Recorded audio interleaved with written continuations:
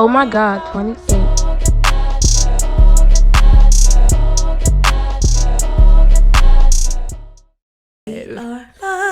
Yay! It's another episode. We're doing it again. We're giving Soul Palate Episode. Thank you. Hi, y'all. That our like 80s sitcom theme song. That's what it was giving. Like, cheers. Cute. Oh, welcome, y'all. Welcome to another episode of Soul Palate. We are here again. Yes, for another episode. Yes, I'm your girl Kapri. I am Dee. Yes, and we are just two black women coming to a table, tasting spirits, normalizing a different perspective on the palate and tasting notes. And we're also talking about our lives, the world, what's going on, and having fun. So, welcome. Good shit. Welcome. This is gonna be a fun one. Yes. Of course, it's whiskey, but it's Bardstown. Yes. So we've got, what did I bring? 6. So we've got 6 selections. So this will be one of our lengthy ones. You brought yeah. 6? Oh, damn. I got the wrong amount of glasses out, huh? No, did you? Oh, bitch, yes. Girl, you know what? I sat here and poured everything up into the Discovery and didn't even realize. It's fine. We're gonna figure it out. We're gonna figure it out.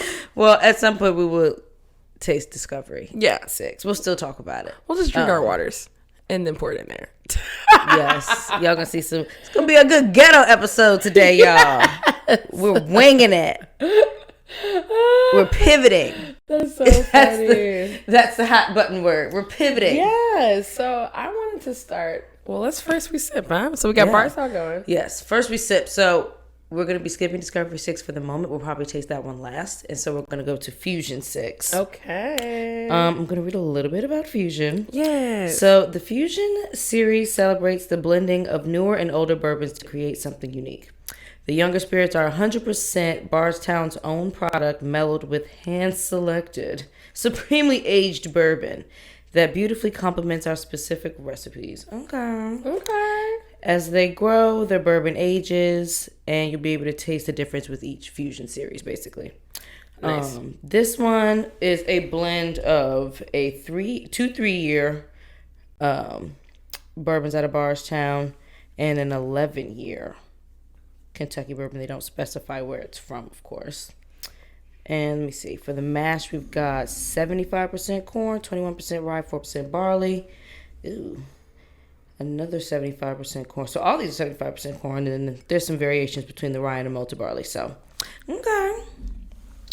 Okay. What I think I love about Bardstown, though, is that the bottle is very informative. Like, everything very is much so. And it's always pretty. First of all, I like the shape. It is. And then I didn't even notice on the back of all these that they're different. They're changing them. Yeah. So we've got, like, especially for the cognac one, it's got this little horse situation in them. Yeah, I thought they all had the Constellation thing here, which isn't the Constellation, No, I but think the it's just the Fusion series ones. Yeah, wow. That's super dope. Yeah. Super cool. I never Check even that paid out, attention. guys. I'm actually going to take some pictures of those. Yeah, we should definitely. I'm going to include how all the backs of the bottles look for y'all on the YouTube. On the tube. On the tube. All right. Okay. Look at that color. That's giving gold. I was going to say, what are we calling this? Let's get in our WSET brains. That's giving. It's definitely giving medium gold. Mm-hmm. Like, wow. Agreed. That's bright. Mm. And that's this one here. The second one here. Yeah, blue label. Wow. It doesn't look that way in the bottle. In the bottle. Why I would get this wrong. It kind of looks gold. Yeah. A little more gold than amber because it's less red and more like orange and yellow. Yeah. And so that's what Rob was saying. If we want to gauge the color, to gauge it while it's in the bottle. That's true. If you're able to see it. Thank God we don't have to retake the testing part at least. Woo! Let's talk about that. We're going to get there. We should put that in the catch-up. That's part of our catch-up, y'all. Just to catch y'all up on the WSET woes. Your girl might need some water. Oh, child. Get my water drops. I'm sorry, y'all. Yes, Didn't mean to get up on y'all. Get the drop. Hey. Dirty pop. Get the drop.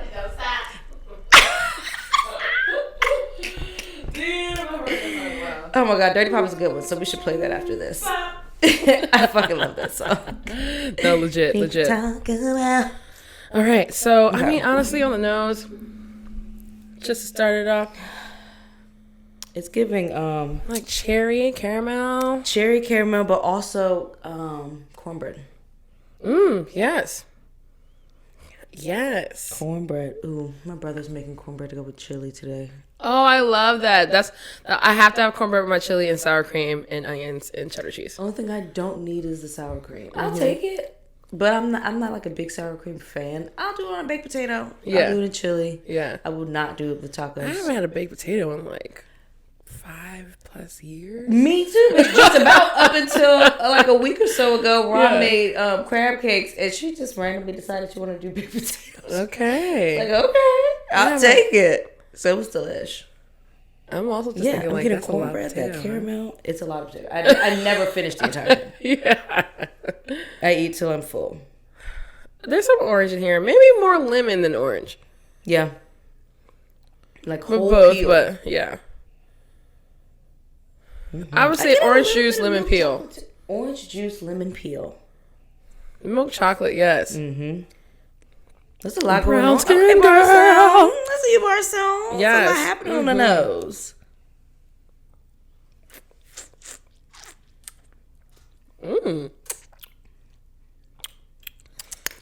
Oh. So I might not need water. Grassiness to this. Definitely grassy. And I feel like there were some baking spices there. Yeah. Damn, I can always say baking spices here, but every time I'm at work trying to say baking spices, I say fucking fall spices.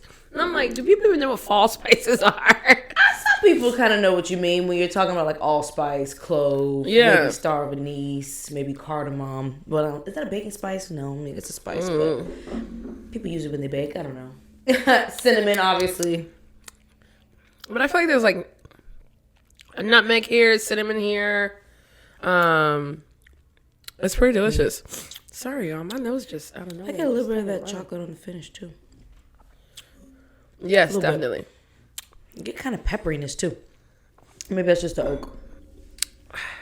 Forgive me, y'all. I need to go get some tissue.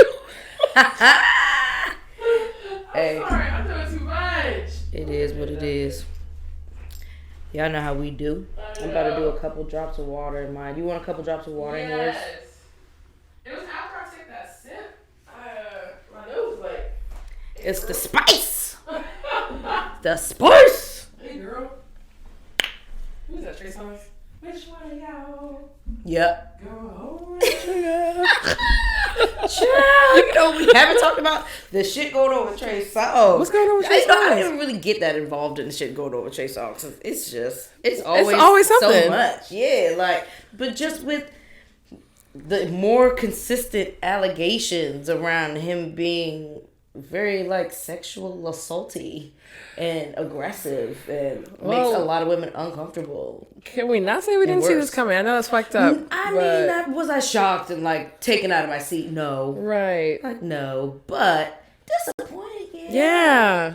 Because Trey Songz was an era for Yeah. me in college. Same. Like, and now it's like, am I being a hypocrite if I still listen to Trigger? But meanwhile, I will not. I mean, I never was an R. Kelly fan to begin with, so it wasn't much for me to cut that off. Oh man, y'all gonna have to forgive me. I had to listen to Same Girl the other day. It was in my head. I was like, damn, I gotta listen to this song right now. Child. Same Girl. I was listening to yesterday. They played I Believe I Could Fly. The kindergartner in me who had to dance to it at graduation still wanted to sing along. Because for real, when it gets to the, oh, yeah. Bitch. I believe I can fly. Oh my God. Yeah. I can fly. Just spread my wings. Damn. Sorry, y'all. Okay. That's the kindergartner in me. Forgive her. R. Kelly does bring something out of you though, and that's what's just so sad when you hear it really is the bad human parts of these people. Like you're just like, fuck, you know, like I don't want to support it, but you have talent. Yeah. He can't take that away After from that man, water, I got for me a little bit of pine and apple pie. I know that's weird. Huh. like bready, definitely piney. get the apple. Definitely, because it's still giving me bread. Yeah. Yeah. Definitely get the apple. The bacon apple pie situation. Yeah. Do you see the green? Pine. It's just like a pine tree, like outside, like not like cleaning pine, but like yeah. It's just something green, like a little woodsy. Yeah, woodsy. But I get what you're saying. Yeah. Because woodsy could be. Ooh, and then honey, just things. Right there. There's a little honey sweetness to that. Yeah. That water really opened that up nicely. Wow, this is actually I'm very pleased here. I've been being a lot more generous with the water drops in my pores now. Okay. I've been open to a little dilution in my life. Look at that, y'all. I feel like my insides are probably thanking me. It's just I mean, which is weird. I like this without water. Oh yeah. A lot. But that's actually really adding nice. the water it gave it something different. Definitely. It brightened it a little more. Oh, you had your what? That sounds so cool. Yes. Do your catch up. Okay, first. so hi y'all, catching up. Lots of things have been going on, since my birthday, but one of them is like WSET. I'm working all the time, and just like a lot of things that I gotta get into, right? As like the year is like now really like I feel like my birthday is always like my like start. Mm-hmm. I was talking to someone else, they were like, yeah, I mean the year starts after Black History Month, so like who knows? I always say birthdays are really everyone's individual new year. Like, yeah, I don't put a ton of pressure on January's at all. Right? No, not at all whatsoever. Like January, December's, I don't like. I kind of like release. So now I'm like feeling the all the things that need to be done. Start to get into it, and I came across this post about burnout, just life, work, burnout, and I'm just gonna read a couple of slides. Well, the first slide says 7 categories of burnout that I've experienced so far. So this is a chef, with Jenny one, Dorsey, okay, which is also with one I struggle to describe. Which is I'm happy that she said that because it is hard to describe sometimes burnout. But when reading her words, made me feel like I have been neglecting some of these feelings. So the first slide is angry righteous. So this is her first step. Anger is almost always her first response when she senses a prickle of burnout. She desperately wants something or someone to be responsible for what I'm feeling.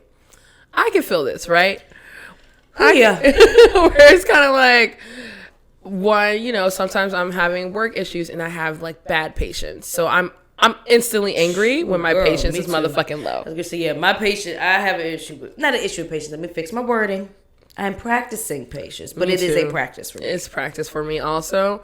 But also I have more patience in the environment that, listens, communicates, and I have very less patience in an environment where I feel like shit's just chaotic for no fucking reason and no one's listening and no one wants to be efficient. So when those types of things happen, I start to go into, well, why not? And here I am being the righteous part of this. Righteous mode. And so that was her first mode. The second one was angry jilted. This is when my burnout anger becomes more specific and personal. I kind of felt this one. This is just something she's writing. We are a tiny nonprofit that is perpetually under-resourced and underfunded. I will rage to myself.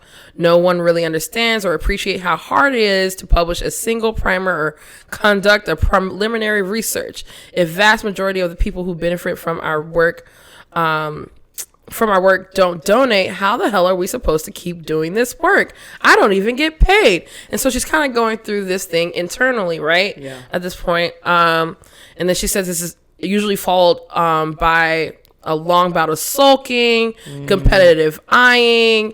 And this is things that I try to suppress in myself. But while reading this, it was like, wow, like I'm not the only one that like this. It comes up in your brain like, what the fuck? Like, how are they doing it? They get like, these are doing this and this. Like, I feel like it's human condition, but I mean, that's kind of the point. I think that's what the point is. And I never did this, but she was very real in saying competitive eyeing with another profits assess if their cause is as deserving as ours, which is like, Yeah, quote unquote in the deserving, but still, like, that's like, ooh. Like, you know, you can get there though, right? Like, I felt it, but I also how far down the rabbit hole you let yourself go. I like to nix that because, like, everybody is starting out probably all deserving of the funds that we get, no matter what. And it's like it's not an energy you want to have returned back to you, so you do have to kind of catch that type of shit. That was like, whew. Third one, fatalist, apathetic. I think that's fatalist. Mm-hmm. Okay. What is the point of all this hard work if the world is burning and it's not going to stop? So I get here kind of a lot. This compassion fatigue spins any positive action as ultimately futile. Why am I doing this work, pretty much? You know, in particular, I angst about how absurd it is that so many of us are attempting to improve things while participating in the same systems that undermine our larger mission.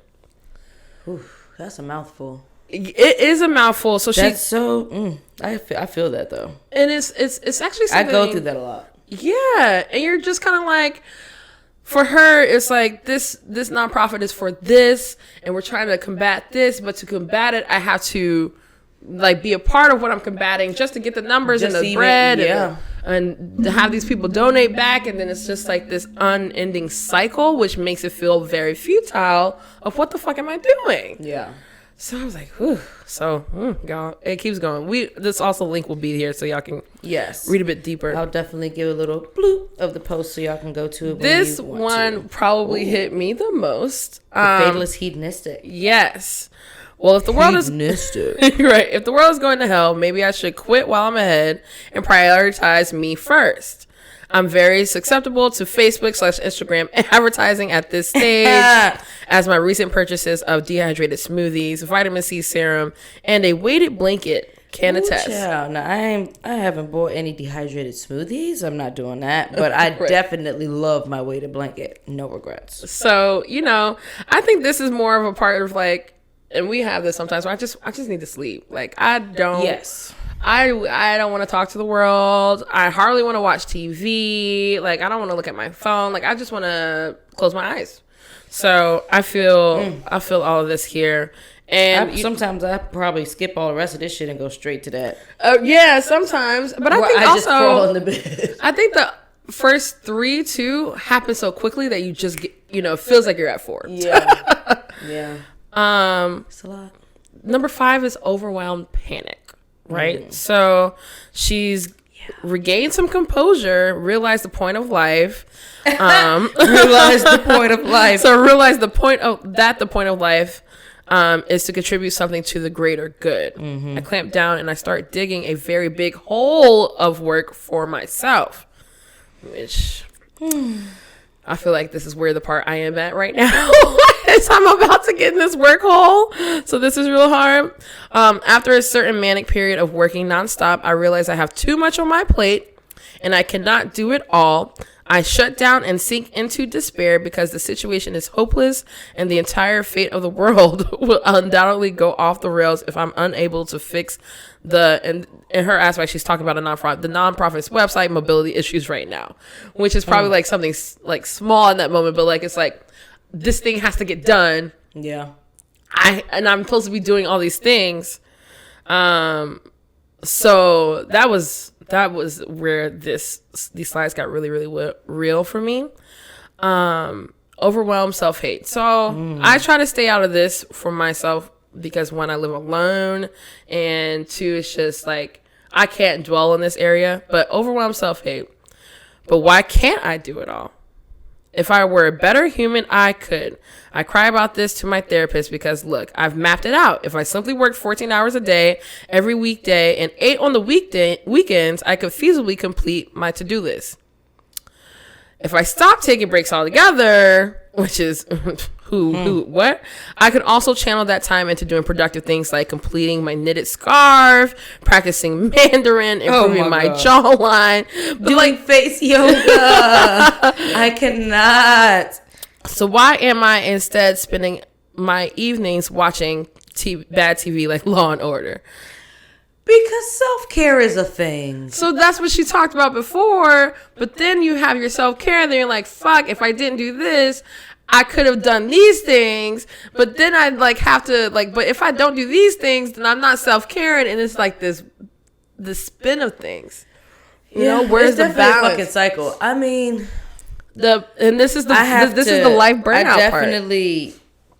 I don't know. I don't have the overwhelmed self-hate thing, but I do kind of beat myself up about maybe I shouldn't need a whole 8 hours of sleep, but I really love my sleep. Me too. And that's one of my things for myself. That's just like, it's the only way that I can guarantee to reset. I usually am in a better mood after it happens. Like, my body feels better. My brain actually is clearer. Like, sleep is the only thing that gives me all those things at once. Why would I not prioritize something like that? I think you should. So I don't believe in that work, no sleep, sleep when you're dead thing. But I beat myself up sometimes about prioritizing sleep so much because that is an extra, like, I could probably shave off 3 hours of that to do something else. But 5 hours is really not enough sleep for me. That's a nap at best, but I can't live off naps. Right. Like, I like my 8 hours plus a nap sometimes. If I have that much going on. That's so true. That's the irony. The more I have going on, the more I need naps. The more I need sleep. Oh my God, for real though, I'm the same way. The more I have so much going on, the more I need to sleep. To fucking sleep. Sometimes having to even think about it all. Yes. Just makes me want to nap. My brain's like, okay, girl, you did it. You thought about it. We're manifesting right now. It's time for a nap. Legit. This was huge. She ends this slide with, why am I not mentally strong enough to resist? She's talking about being a hypocrite and stuff like that. And this is just really vulnerable things here. But here she goes. That was number 6. And I think this is where number 7 hits here, where it's like, all these above are real forms of burnout I have experienced. But when I get to my current state, where she is feeling right now, the one word she really feels is dispassionate. That's the worst. And, you know, I didn't understand that feeling coming from burnout until this post. You know, I always felt like, oh, I need to find new ways to make this, and this, and this. So I have to, there's a whole article that goes to this too, that I hopefully goes into like her getting out of burnout, or it just might be about all of her being about burnout. But this next little paragraph was huge for me. It was like my mind is up there, disconnected from my body, like the cliche near-death scene of every fantasy novel where the protagonist is at the train station and not sure where to go because both options feel like some sort of immeasurable loss. I think the closest thing to describe this would be what psychologist Philip Bromberg termed dissociation, or the loss of capacity for self-reflection and the inability to process emotional charged mental conflicts, and the disconnection of the mind from the psyche as a paradoxical defense to preserve a sense of selfhood and self-continuity. Wow. That's just so crazy. She worded that well. Well, Bromberg worded that well. And kind of she sums up some stuff, but here is a bigger point to me too, is that I think was fundamentally this kind of burnout is white noise, but it's so much noise I can't make out any of the words. As a result, I feel disassociated from the many selves I am or want to be, and become convicted that only way to weave them together is to not feeling anything at all. And at that point, I threw my phone. Yeah. Because... Ooh, that was a word, Big Bird. And it keeps going, but like, it... Way too complicated. .substack.com. Yes, that was huge for me because like I do put a lot on my plate and I want to be in so many places at once, and I'm like, I can definitely juggle this, right? If I do a little bit here, do a little bit here, do a little bit here, but then I have to keep doing these little bits everywhere. And it's kind of just like, oh shit, I'm trying to be, no one thing is really complete because you're doing a little bit exactly of everything everywhere. And so yeah, that hit me this week, and I was just like, wow, okay, let me now step back and reassess am I mentally burning out myself, right? Like, I feel like I'm not doing as much as I usually am, like, physically doing, but my brain is definitely going through so many thoughts and, like, how to put this where and what should I do when, and, you know, I got to get this project out and all this stuff. So I'm like, okay, I don't like to burn out, and I didn't know I was burning myself out. So, like, how do I get away from that? So I'm going to finish reading that. That, sorry, y'all, was by... The Instagram post is Chef Jenny Dorsey, and she's a author, activist using food as a medium for identity. Founder of... It's a medium for identity. Okay. Studio Atao. Yes, so that was real. Jenny Dorsey. Thank you, girl. Yeah. Gonna try to read a little bit more into the things that you do, so... I don't even know how. I don't even remember following you. So cute. Go ahead. I guess it was for this day. It was for a reason, child. Child. So well, let's do our second sip. Let's do it. Let me see. We're not doing discovery. We are on. Ooh. So we're hopping right into the cognac finish then. Yes. Ooh, yeah. First of all, look at the color on this one. Okay. So this is the Bardstown Fernand Cognac finish. Oh. It is a blend of a 7-year and 11-year-old Kentucky bourbon aged in Maison Faronde cognac barrels for 8 months. Nice. Let's see. The 7-year mash is 78% corn, 10% rye, 12% malted barley. And the 11-year is 75% corn, 13% rye, 12% malted barley. First of all, that color is gorgeous. So this 12% malted barley? I thought it was a lot. That's in the 11-year, yeah. Yeah, 12%. Actually, malted barley in both, yeah. Nice. So what color are we calling this one? Is this amber? Deep amber? It's got a reddish tint, right? Yeah. Oh, gold. Oh, reddish gold. Yeah.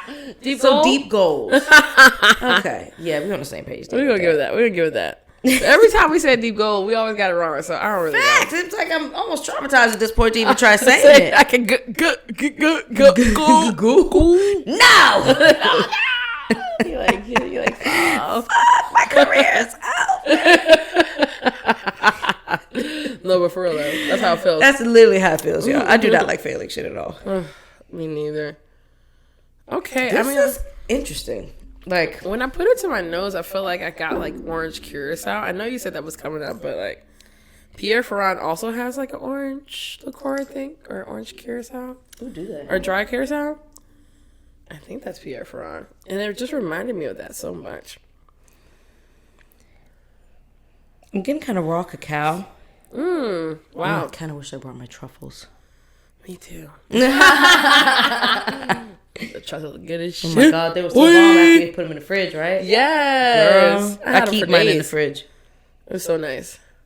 The almonds were good too. I don't know, like. Yeah, I'm getting raw cacao. I'm definitely getting like spice, but I'm trying. Okay. I think that's what it giving me at first. It's hard for me to get past this cacao, to be honest. It's pretty forward. All right, let me see. It's a little smoky too. Oh yeah, it is. Ooh, yes. Ooh, yeah. Ooh. Who is that does that? Ty Dolla $ign. We random as shit on this podcast, y'all. Sorry. Bruh, hilarious. Random. I definitely think I got the cacao coming out on the palate more for me. Like...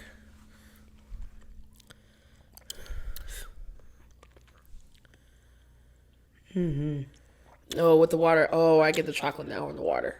Added to it. Let me add a little bit more. Wow. Yeah, I see how that was overpowering. Wow. Yeah. Like it's right there in the front.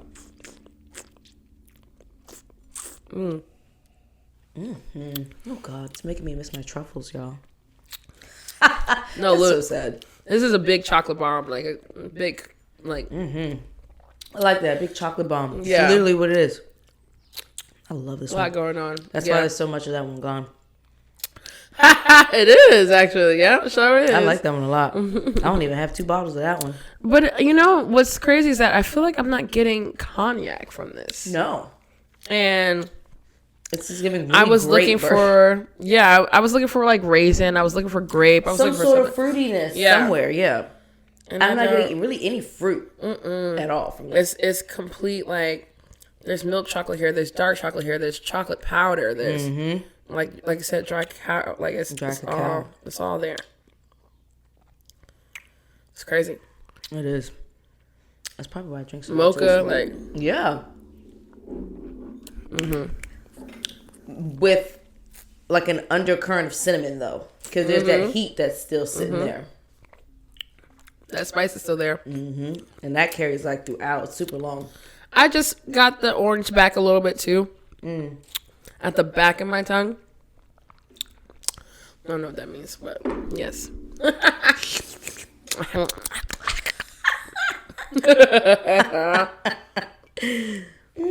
So what's your catch up like, boo? What's going on with you? Working. But no. Trying to detach a little bit from being in the warehouse as much. Okay. I'm managing to at least take one day at home. Okay. Which is progress. Yes. Thankfully, Victoria's working out great as a warehouse manager so far, so love it. I'm feeling better. Shout out to you. Shout out to you, Victoria. Yeah. One of these days you're gonna catch up on the episodes because she did subscribe. Oh yay! But and she's very open to like learning about spirits. She goes through the tastings with me, and I have her help me with like doing tasting notes and stuff. Nice. Just to kind of get her in, teach her because she wants to know more about it. She's curious, so nice. I'm always happy to do my nerdy shit with someone who's interested in actually listening to me talk about it. So, so we've been doing that. She also has an interest in wine. We're looking to build more of a wine audience at Stillbox anyway. So having someone who's actually enthusiastic about helping and contributing to that would be great. So I've been excited about that. We done got security and stuff. I've been in now. It's great. Really? Like, not like a security person, but like armed security and stuff. Pin codes and all this stuff. I'm going to be changing the door locks and stuff like to a key card and stuff. Oh, like, that's great. Just doing all types of upgrades and stuff. So, have you been in the warehouse now, right? Mm-hmm. So you've seen our loading dock area, that wall that closes it in. We're getting that knocked down. Good. Opening up the space and stuff. So I'm excited. Yeah, I'm excited about that. And just finally being able to like hand off more of the admin stuff so I can get excited about like actually designing the tasting room. Yes. Within the wine room or whatever. Like searching for a fucking farmhouse table because I gotta fucking source that shit. You know, just yeah. Like, cause we want like a farmhouse style table in there, like right in the middle of the space. And then be able to have like stools or chairs or however we want to set that up around it. But I've got all the barrels now, so I got to turn those into tables. I'm probably going to ask my granddad, actually. Oh, I was just about to say that. Like, so that's what I thought about first. I'd rather just pay him to do it than like searching around for these. So we'll figure that out. But yeah, so I got a bunch of ideas that I just need time to flesh out. I'm really trying to create a space for me to be able to be more creative. I feel like that's where I feel like my soul is dying a little bit. Yeah. Because there's just too much of the other stuff. Right. And the operational stuff. And it's like not enough of the fun stuff. So absolutely. That is my priority. But you have the space in there. So it's going to be great when you... So I'm hopefully soon you can be able to focus on that. Yeah. I really want to focus on that. Yeah. So yeah, that's where I'm at with that. And part of that is writing more. The blend is looking for writers, so I put my hat in the ring for that. Nice, good. So hopefully that bites. And what was I about to say? Me and Ra, you know JC.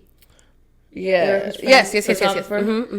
We have now started a book club. Okay. And so we had our first book club meeting on Thursday. How was it? What are y'all reading? It was great. So we the book we went over this time was All About Love by Bell Hooks. Okay, yeah, great. We only touched on like the first few chapters, but that was already a whole fucking night's worth of conversation just off that. Yeah. So in like another 2 weeks we're gonna meet again, but I'm so excited about that. Just the three of you? Mm-hmm. That's so far. Cute. I say so far, if people are interested in joining that book club, we're definitely taking members within our crew.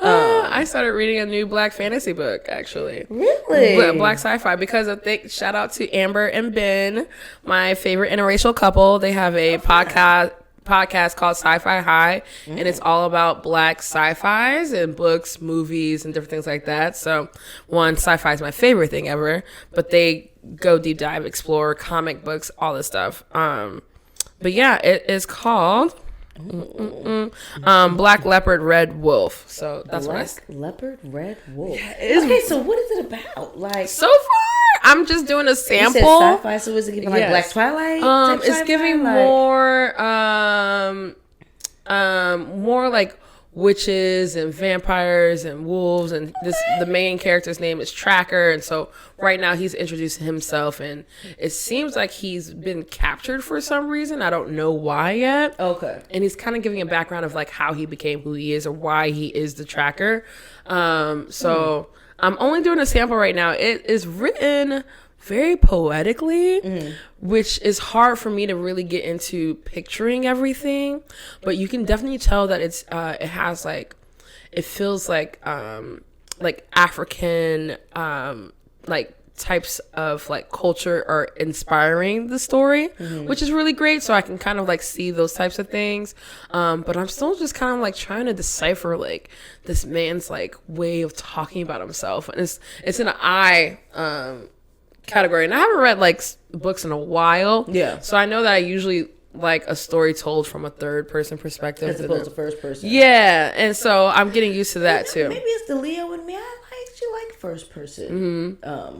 But because I read all of the what the fuck is that series? The 50 Shades, right? And all of it is from a first person perspective of the girl.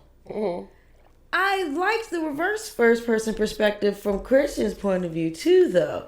I guess I like a combination, because when a person's talking from first person, they're also talking third person about the other characters. But I guess it's kind of nice to have third person perspective because it's more objective. And it's kind of just like it's a bird's eye view of everybody, like watching it, like, oh shit, I like that instead of being directly in one person's shoes. You're just like, this is happening over here. I have an appreciation for both. Then I'll say, yeah. I mean, I appreciate both. I think I can, because I'm not good at like reading comprehension in general. Like that's like not my biggest forte of life at all. And I think I just comprehend better when I can see everything going on than like it's just like this one person's thing. Yeah. But I mean, if the story's told well, it's told well. So I'm getting into it, and I found myself like getting stuck, and I was like, oh, maybe I do like what's going on here. So we'll see. I'm still like in the very beginnings of it. Like I'm like 40 pages in right now, but we about to see. I hope it's a good little sci-fi thing for me to, geek out about, and this Black author. Exactly. So yeah, I'm here for it. I'm definitely, the next book we're going to do is we're all going to reread The Alchemist, because I like to reread that book every couple years or so, because you pull something new from that book every time. And I always like a reminder of like, just trust the journey or whatever. And so that's my book. I've definitely heard of that book, and I haven't read it yet. So let me know when you all get into it. Oh yes! Oh my god! Yes! Yeah. Please read it with us. And it's a quick read too, which is great about it. And I have the Audible. Okay, so nice. I'm trying to get more into at least listening to books. If I can't make time to like physically open the pages or whatever, right? Then I at least want to be able to listen to it. So thanks, Mom, because I'm logged into hers. That's real. Heard. I'm really trying to subscribe to less and less shit. So anything that I can outsource that someone's already has, there needs to be like a community. We need a community of this stuff. What y'all got? Throw it in the on the table. What y'all got? Let me see. All right, I trade you this for. Oh, you got HBO Max without the ads. I cancel my Hulu too. I cancel my Netflix. Just for right now, like I'm just like I'm not watching. I'm watching Apple TV. I'm watching Crunchyroll, and I'm watching my anime, and I'm watching Amazon Prime. You're welcome to use my Netflix. Oh yeah, I'm about to hit up my girl. She worked for Netflix. Oh, it's so great to have friends in high places. Yeah, she works for. Well, I don't know what she does exactly, but she works for them. So I was gonna say, working for them, period. That's a high place to be. Period. If somebody come to you for a plug or something, you're in a high position, my friend.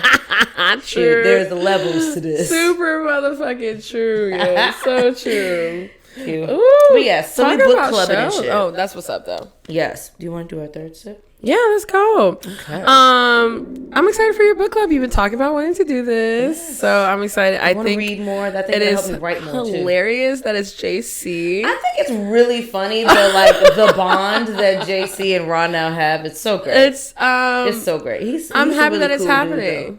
He's cool. We'll talk offline about Yeah. why that's hilarious. But yes. I can only imagine why that's hilarious. We're gonna move on to our third Yes. sip. We childish, y'all. Yeah. This is Bardstown Prisoner Batch 2. So this is the second iteration of their Prisoner release. Yes. So 1, 2, 3, the fourth bottle It's inward. definitely giving deep amber. Definitely deep. This is red for sure. Yeah, this is It's deep red. amber. Hold it up to the sun. Yes. So this is a 10-year-old Tennessee bourbon aged for 18 months in French oak red wine barrels used to age the winery's flagship product, the Prisoner Red Blend. Okay. And like I said, this is the second one. The first one was so fucking good. Okay, because it's giving fruit. It is giving. A bouquet of fruit for fucking sure. When Ma said red currant, I just feel like it stuck with me, and I feel like I'm getting it here. I feel like I'm getting kind of like a fruit punch, or almost like it's literally giving fruit punch, or even like a cherry tart or raspberry tart. If that makes any sense, something with it definitely does. Because it's also giving like kind of dessert like. Yes. So I could definitely see where you're talking about like a tart of some kind. Yes. Because like, it's almost like I don't know if confectionery sugar is correct, but like some sort of sugariness. But obviously there's no sugar content in the actual whiskey, guys. But it's definitely giving some sort of red berry dessert. Right? Realness. No, it smells great. Mm-hmm. It smells like a robust red wine, to be honest. It does. Exactly. Giving that. Mm-hmm. What kind of red wine did they say? Prisoner blend.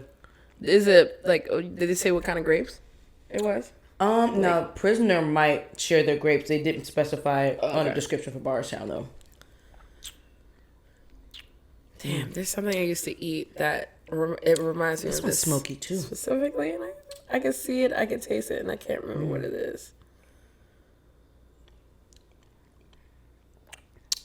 It's crazy. It's like it's not a toaster strudel.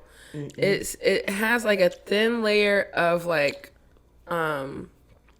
berry in it, but it's like kind of like a oat. Ooh, I feel like I can picture whatever you're talking about, but it's not something that I like really eat often. So I know I can't like put a name to it. This is driving me insane. It's gonna come to you. It's gonna come to you. Oh my goodness. Oh my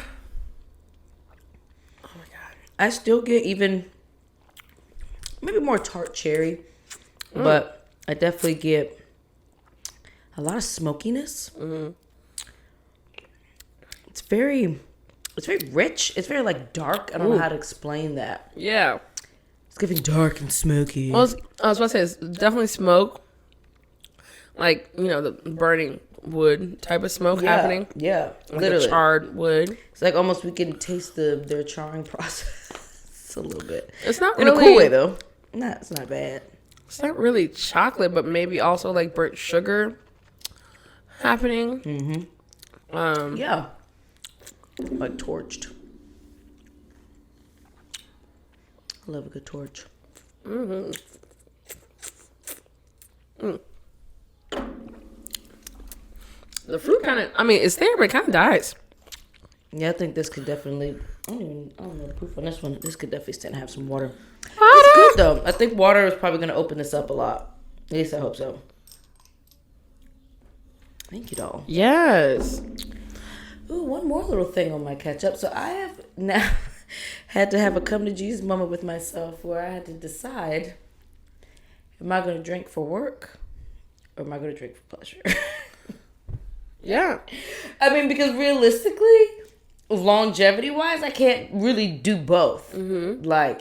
And still be healthy and all alkaline and shit. I can't believe this is hilarious that you say this because I just decided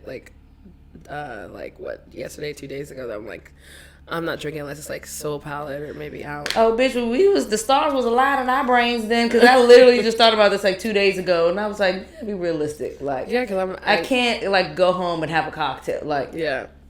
so I'm gonna stop having 1,000 fucking syrups in my fridge ready to use.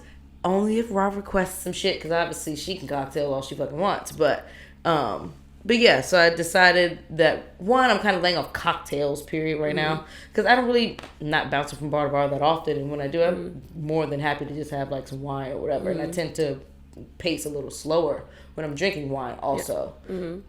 So I was like, if it's not Soul Palate, I already got to taste shit at work. Sometimes at like 9, 10 o'clock in the morning, I'm doing like notes for some shit that we're about to sell or whatever. So like if it's not in any of those arenas, then I really don't necessarily need the drink. It's not like I have to have a cocktail. So I need to just be consciously making that decision on a regular basis to just opt out when I don't have to, because there are instances where I kind of have to.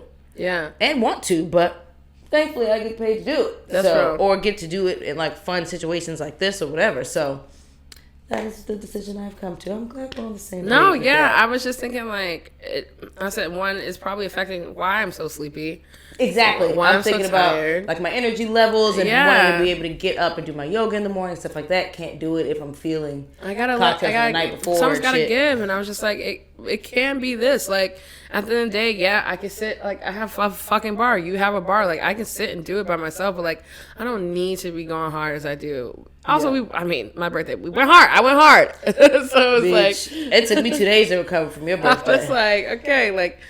And I went out 4 times that week. Girl, so yeah. So I was like, I don't know how to do this anymore. I don't know how I was doing it. Am I getting old? It was pure. It was washed up? Pure birthday energy. That's all I was running Aquarius on. season energy. A lot of Aquarius were going hard around the world. First of all, yes, I didn't realize how many Aquariuses I actually knew around me. It's like, thank God I only care to go out to celebrate one of y'all. But I know a lot of y'all. We went kind of hard, and I just found out. One girl that shares my birthday is also like a gin lover, gin shot girl. I was like, oh, that's me too. Oh, Lord. But it's just been something like the last 2-3 days where I've just kind of like, I didn't go out last night because usually like after work we would go out on Saturday. I didn't go out last night. I didn't go out last Saturday. Like it's just been feeling good to just like come home and try to sleep. I also like stay up for another hour before I go to sleep. But even so. Yeah. Nothing wrong with that. As opposed to going out and then you're out even longer. You're almost guaranteed to drink more. Right. Like, I also felt it affecting like my eyes and my skin, and I definitely felt it affecting my skin and stuff. So you know, was like, I don't need it. I don't need it. So that's real. We're on the same page, so we could be each other's support in that. Absolutely. And we could do fucking NAs and low ABVs all day. I was gonna say I also make a mean mocktail, and I love my lavender lemonade, so I think I'll be okay. I also got some sea lip in the house. I figured it out, y'all. It's the granola bars. Do y'all remember? Ooh, the chocolate chip granola bar joints? Not even chocolate chip, but it's like it's not even like granola bars. With kind of, but also they have like they're almost like Fig Newtons, but they have like the raspberry stuff in it. Not like the Fig Newtons, but the. I feel like I know what you're talking about. It used to be.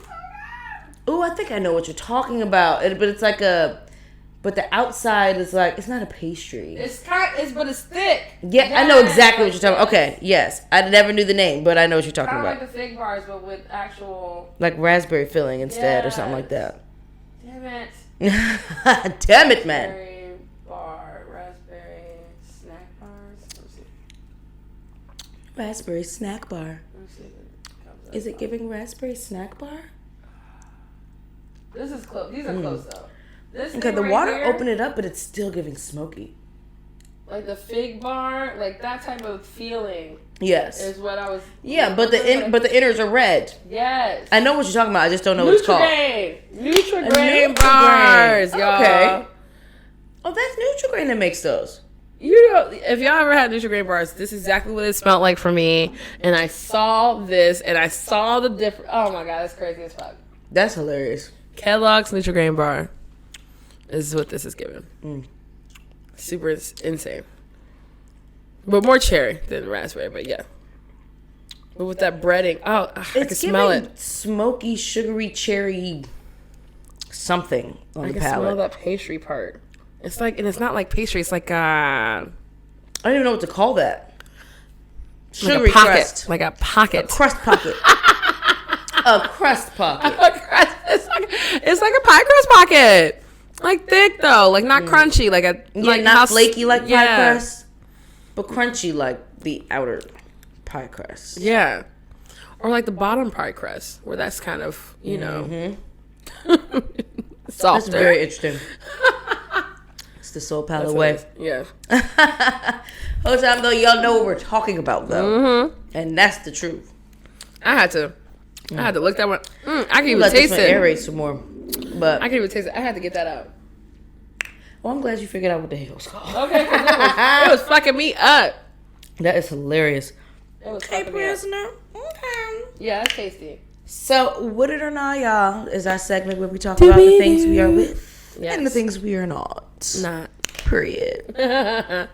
All right, talk to me. What's going on here? Dating shows. So, I don't give a fuck about I them. watch a lot of, like, first of all, we all know reality TV is my vice. And I'm into the dating shows, particularly. I was thinking about this the other day. It's crazy. Were you? It was. So, Love is Blind, I love on Netflix. Ready to Love, all of them, I love. But it cannot go unnoticed, okay? That there is never any inclusion for like the LGBTQIA through Z community in there. And I just don't understand after so many seasons of creating something. You found all these ways to switch it up and to do this and to do that, but no one has ever thought to just include this very vast segment of people. And I'm just very curious as to why. I don't like it. I think it's a lot of opportunities missed in that, for starters, because the dating life within the LGBTQ world is very TV worthy. Let's just start there. Right. And aside from being TV worthy, it's just very realistic of what the fuck is happening in the world. It's not just fucking straight hetero people that are dating and ready to love and find marriage and have families and do all these things. So I just don't know why that whole segment of people are excluded from that. I don't like it though. That's super huge. I wasn't thinking about shows, but I was just thinking about also what's depicted in media in general. Oh, for sure. Why it made me think of it is, one, we don't see much, but this here. And I'll sit right, and I thought send me this and I'll yes, pop it up on it the is screen. something that you don't get to see all the time, and I think about it all the time about like, and it's fucking realistic. Like everybody why don't we knows see this couple. Everyone knows this couple. Why don't we get to see this at At least all? everybody in my world does. You know, it's so it's an illustrated post of a woman on woman, black women at that, loving on each other here. Yeah, I mean it's really sexy. It's and one is a bit technically more mask presenting ish, right? Technically, just because her hair is cut shorter, and that's kind of how it's just positioned. But the way that they're intimate with one another in the photo, still very feminine energy. Yes, right? and we don't get to see that imagery a lot at all. No, and a lot of things. So like very niche, like where you find it, you gotta be looking for it. Yeah, I follow a few sex positive Instagram people, and some people do like position of the day, and it's always hetero positions, and it's just like, why is this the only? Why ain't got no shit for the lesbians? You know what I'm saying? Like sexual positions. Okay, period. And I think I was even though I'm listening a lesbian, but you know what I mean. To who was it? Was Mimi on? Remember during the pandemic, during the quarantine, Mimi was on that thing with that one girl with the sex toys, and she was talking about the sex thing. Yes. And I had the question of like how to have better sex with women, and it just was kind of passed over. I mean, probably neither of them could speak on it. True that. They probably don't want to speak on some shit they're not actually doing. True that. But it's also just like, it just feels like, it's constantly left out of conversations. It's constantly left out in face-fronting media, face-fronting shows. And why? For what? I mean, well, because probably most of the world is still fucking conservative as hell. Well, not really. Not really, though. Not really, though. They motherfucking pretend they want to be. But the black community is. And that's it's that's talked about, but it's not talked about at the same time. The black community is still very much conservative. You're right. There's a lot of that. So, I ain't guess. In a nutshell, I'm not feeling that. You know, I'm gonna need y'all to get y'all life together because I am an avid supporter of these shows. You need to start including people in circumstances similar to my own. Not even circumstances, but just put the whole spectrum out there. It's very easy to do. It doesn't have to be complicated. Especially when we're constantly talking about especially in DC, so many gay LGBTQIA rights and all these things, and so then we have to show what this really looks like. I mean, we're doing great, I guess, in movies, but then I'm also like, it's usually, I mean, we're doing great in movies, we're doing great in shows, right? Like the HBO shows and stuff like that. We're finding more lesbian and gay couples happening and more transgender and things like that. But like when it comes to like reality, they're still not actually depicting reality. Yeah. I think it can be so fucking simple. You just throw them in the mix with everybody else. It doesn't have to be even like a segmented thing. I don't need to see all gays. Right. Just throw them in the mix. Like, what the fuck? It's really easy. And you know, now that I think about it, the fact that they're only doing it for like fictional things makes it fucking weird. Yep.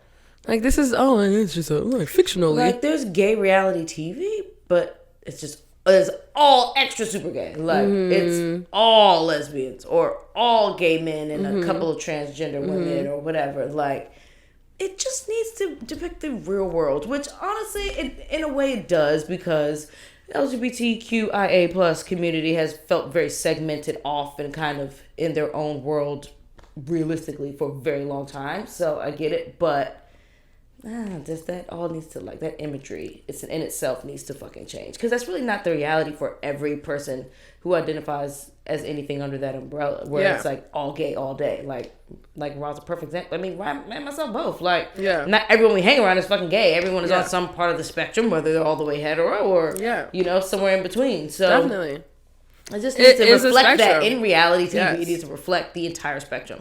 It does not have to be separated all the fucking time. No, it fucking doesn't. And I want to see it in the love shows. Yeah. I just don't understand. It would be really nice to watch. Yeah, I think it would be really nice to watch. I want to see some love stories with some gay people. So why not? We gotta look for love. I mean, what was that one we were watching? Were we watching it? And it was like the Christmas present. Girl, we was watching on HBO. And it was like... Now that was a nice one. It was a mix. It wasn't like separated. Yeah. That made sense to me. I actually need to finish watching that. I'm glad you brought that up. Because I stopped watching it after... I was like, what's it? That was like during WSET time, I think. I think so too. And that was how we wound up watching it. But no, it was... no, that one was a good show. And it was like, that's a perfect example of how you can just mix it in. It's not that deep. Yeah, so, it really is not. It's not that deep. It don't have to be. Ever. At all. Because it's not that deep in real life. So stop making it seem like such a thing. And I think, you know, that media imagery needs to fucking update itself. Like you're updating very slowly. Like it feels like we've just got black people on the screen, but you're still making it like light skinned black people. You know, like we're just getting these relationships in these TV shows. Inching as much as you can inch. First off, all y'all writers and shit, we already know what the fuck y'all doing. So, like, actors, everybody. So why are we acting like this ain't life? Why aren't we just including this in life? That's why I love people like Shonda Rhimes. Shout out to you, girl. Yeah, that's real. Yeah, no, she's lit. Liddy. And Ava DuVernay. Love. She could do no wrong. Neither of them could do any wrong for me. I will watch anything they create, except for the one about the Central Park 5, Exonerated 5. Just because it's too much. Oh, it's too much for me. I've never cried harder in my life. Yeah, that's why I can't. I cried. Like, I support you from afar on that one. Hard. I cried so hard. Like I was like someone was tearing like something out of me. Mm-hmm. Is how I cried on that. I can only imagine. That's why I just haven't been able to do it. Woo. Mm-mm. And you know that shit happens still. I don't even want to talk about it because there's been some recent police brutality too that I just don't even want to talk about. I'm over it. It's switch. I'm over it when it comes to the minors too, like treating them like full fucking adults, grown ass people. Yeah, that shit bothers me so much. It's not how that works. It's just not, and y'all are annoying. Annoying and dangerous as fuck. And that shit makes me sad too. Like I also think about like how the world weighs on me too. Yeah. You know, and that's a part of my wanting to sleep sometimes. Because that's just, it weaves its way in with all the other thoughts and all the other things. My life and then everything that's happening just because I'm a black woman, a black person. Like, the fuck? And then you're feeling empathy for all the other black people. It's like, God, fuck. So, not with it. Get it together. You can do better. We've seen better. We see it in our own lives. It can happen. Which there was this lesbian show on YouTube that I used to watch though. Damn. I used to watch it, so it was so funny. It was all black lesbians. I feel like I probably seen, not all of it, but I've probably seen this. I was watching it in college. Damn, I'm trying to remember it. There's a couple. I subscribe to this channel on YouTube called Chasing Reality, and they're creating all of their own like reality TV content. All LGBTQIA focused, and they do a great job. I mean, for people who are on YouTube, and I can't imagine like the budget restrictions and all that type of stuff, but you can tell with every season that they get under their belt that they're continuously getting better. Awesome. And the people on these shows are actually doing like pretty big things in terms of careers and stuff like that. And so I love to fucking see it. So I always support that channel and what they produce, even if it's not necessarily my brand or whatever. Yeah. Of like TV or drama or what have you, but so far I'm liking. They got like Chasing Atlanta, Chasing Dallas, all this type of stuff, and they do a really good job. It's giving Love and Hip Hop a very gay. Oh, okay, true. It's pretty good. So I support stuff like that, but I just don't think it needs to be super segmented like that. And why hasn't something like that gotten picked up for network TV yet? Like, it's whack. I mean, because the views aren't there, quote unquote. The views are gonna get there, and I think it will definitely get there. Because as soon as it does, somebody gonna be trying to run for it for sure. And one of the Oliver Twix, he's on Chasing Atlanta, but he's also on network television through WeTV, and he's also an executive producer on T.S. Madison's show on Fox Soul. So I think at some point it'll inevitably get the eyes of network, and hopefully it does. I'm gonna manifest that for y'all. Yeah. I think that would be great. I just want to see that happen for the community, for real. Chasing reality. That's dope. That's what's up. Yeah, I love that. I love it. Well, it's giving very ghetto, but it's giving. We are giving it our all, and that is all I can. That's all you can ask. And they give it real drop of real tea, real shade, honey. But they are really that's what doing YouTube is also great for, though. Exactly. It's like it's YouTube. You obviously, if you had the network budget, you would use the network budget. Period. And so you meet people where they are. Yeah, that's it. That's all you can do. That's all you can do. That is all you can fucking do. So, and that's all we can hope for people. I want people to meet me where the fuck I'm at. So I'm gonna meet you where you at. Halfway. I told a guest that at the bar the other day. What, meet me halfway? So guests when it comes to the bar be like, what do you recommend? Well, what do you like to drink? Well, what do you think is your... It'd be like this back and forth of like... I'm like, well, what do you like to drink? Well, I don't know. Sometimes it's just like vodka. I'm like, okay, how you like it? What's going on here? And then so we finally got that out of the way. Then he was like, to the food. He was like, we're vegetarians. What do you think is great? I said, this, these four. Okay, well, I don't think we really want that one. I said, okay. So don't ask me. So then he was like, which one's given the best? I'm like, they're all depends on what you good. Like. I was like, meet me halfway, sir. Like I need to know what you like for me to be able to recommend something to you. I can't pinpoint where you're just like, we like something vodka. But do you like martini? Or do you like sours? Are you a lemon drop kind of person? Like, we're vegetarian. So we're vegetarian and we like these types of things. I do like y'all. Like, do you like your shit fried? Are you more of a salad person? Like, what the fuck? It's a constant conversation with people about what do you like, and it's like I've talked about this all the time. People really don't think about what they like. They really want to be told, and I don't like that because I see your face when you're imbibing something you don't like. I cannot stand a motherfucker that says make a recommendation. You make a recommendation. Oh, I don't like that. Well, stop fucking asking me. I don't know what to tell you. Tell me what you like. I don't know what to tell you at that point because I just don't know what to tell you at that point. I don't do indecisive. I'm too decisive for indecisive motherfuckers. And the woman he was with was not indecisive, and it was hilarious. And she was like, I'm going to choose the first one, you choose the next one. He was like, well, then what should we do? She was like, I chose the first one. Nigga, choose the next one. I was like, that's how I like. But they were so cute. And they were great. Also, okay, sorry. I'm not with, I'm put this on here real quick. Bad tippers. Okay, the weekend go outers, or not the extended weekend go hours, where y'all don't really go out, but like it's an extended weekend, so now we out. We out here, yes. Okay. Listen. Not everybody has adapted to, paying the hourly wage. First off, one thing, and y'all know I've been talking about this. If the hotel wanted to make sure that my check, like they wanted to make sure that we all got paid $2+ grand every 2 weeks, then I wouldn't be talking about this. But now, because I know the hotel not about to do that per person in there, we live on all tips, which is allowing us to be in a good range for our every 2 week paycheck. But I can't be doing. We can't get the 5s on 150, the 10s on 250s. What? The $2 on 90, like. Oh, come on, y'all. Come on, y'all. This weekend show that's foul, y'all. You can't y'all show way. And it's the people that's like, man, we had such a great time. This place is so dope. Oh, I'm so happy. Oh, okay. Yeah, so we're expensive. People's out here broke. We're expensive place. But you should have you saw that when you looked at the menu. Go ahead, walk your ass back out. When you're looking at a place engaging whether you can afford to go there, you have to include that tip. Now, you start at whatever your cap percentage is for a tip. Like, I got to be real happy if I'm going to tip like 30+% or whatever. But I hit it with at least a 20. If I'm satisfied, I'm going to hit you with 20%. Right. If I'm really happy, I'll go over the 20%, just depending on how I feel. But if I'm not prepared to do at least 15 at a place, based on whatever, because I know, looking at the menu, how much I'm likely to spend someplace. Right. If I can't afford to do that, then I can't afford to go. Period.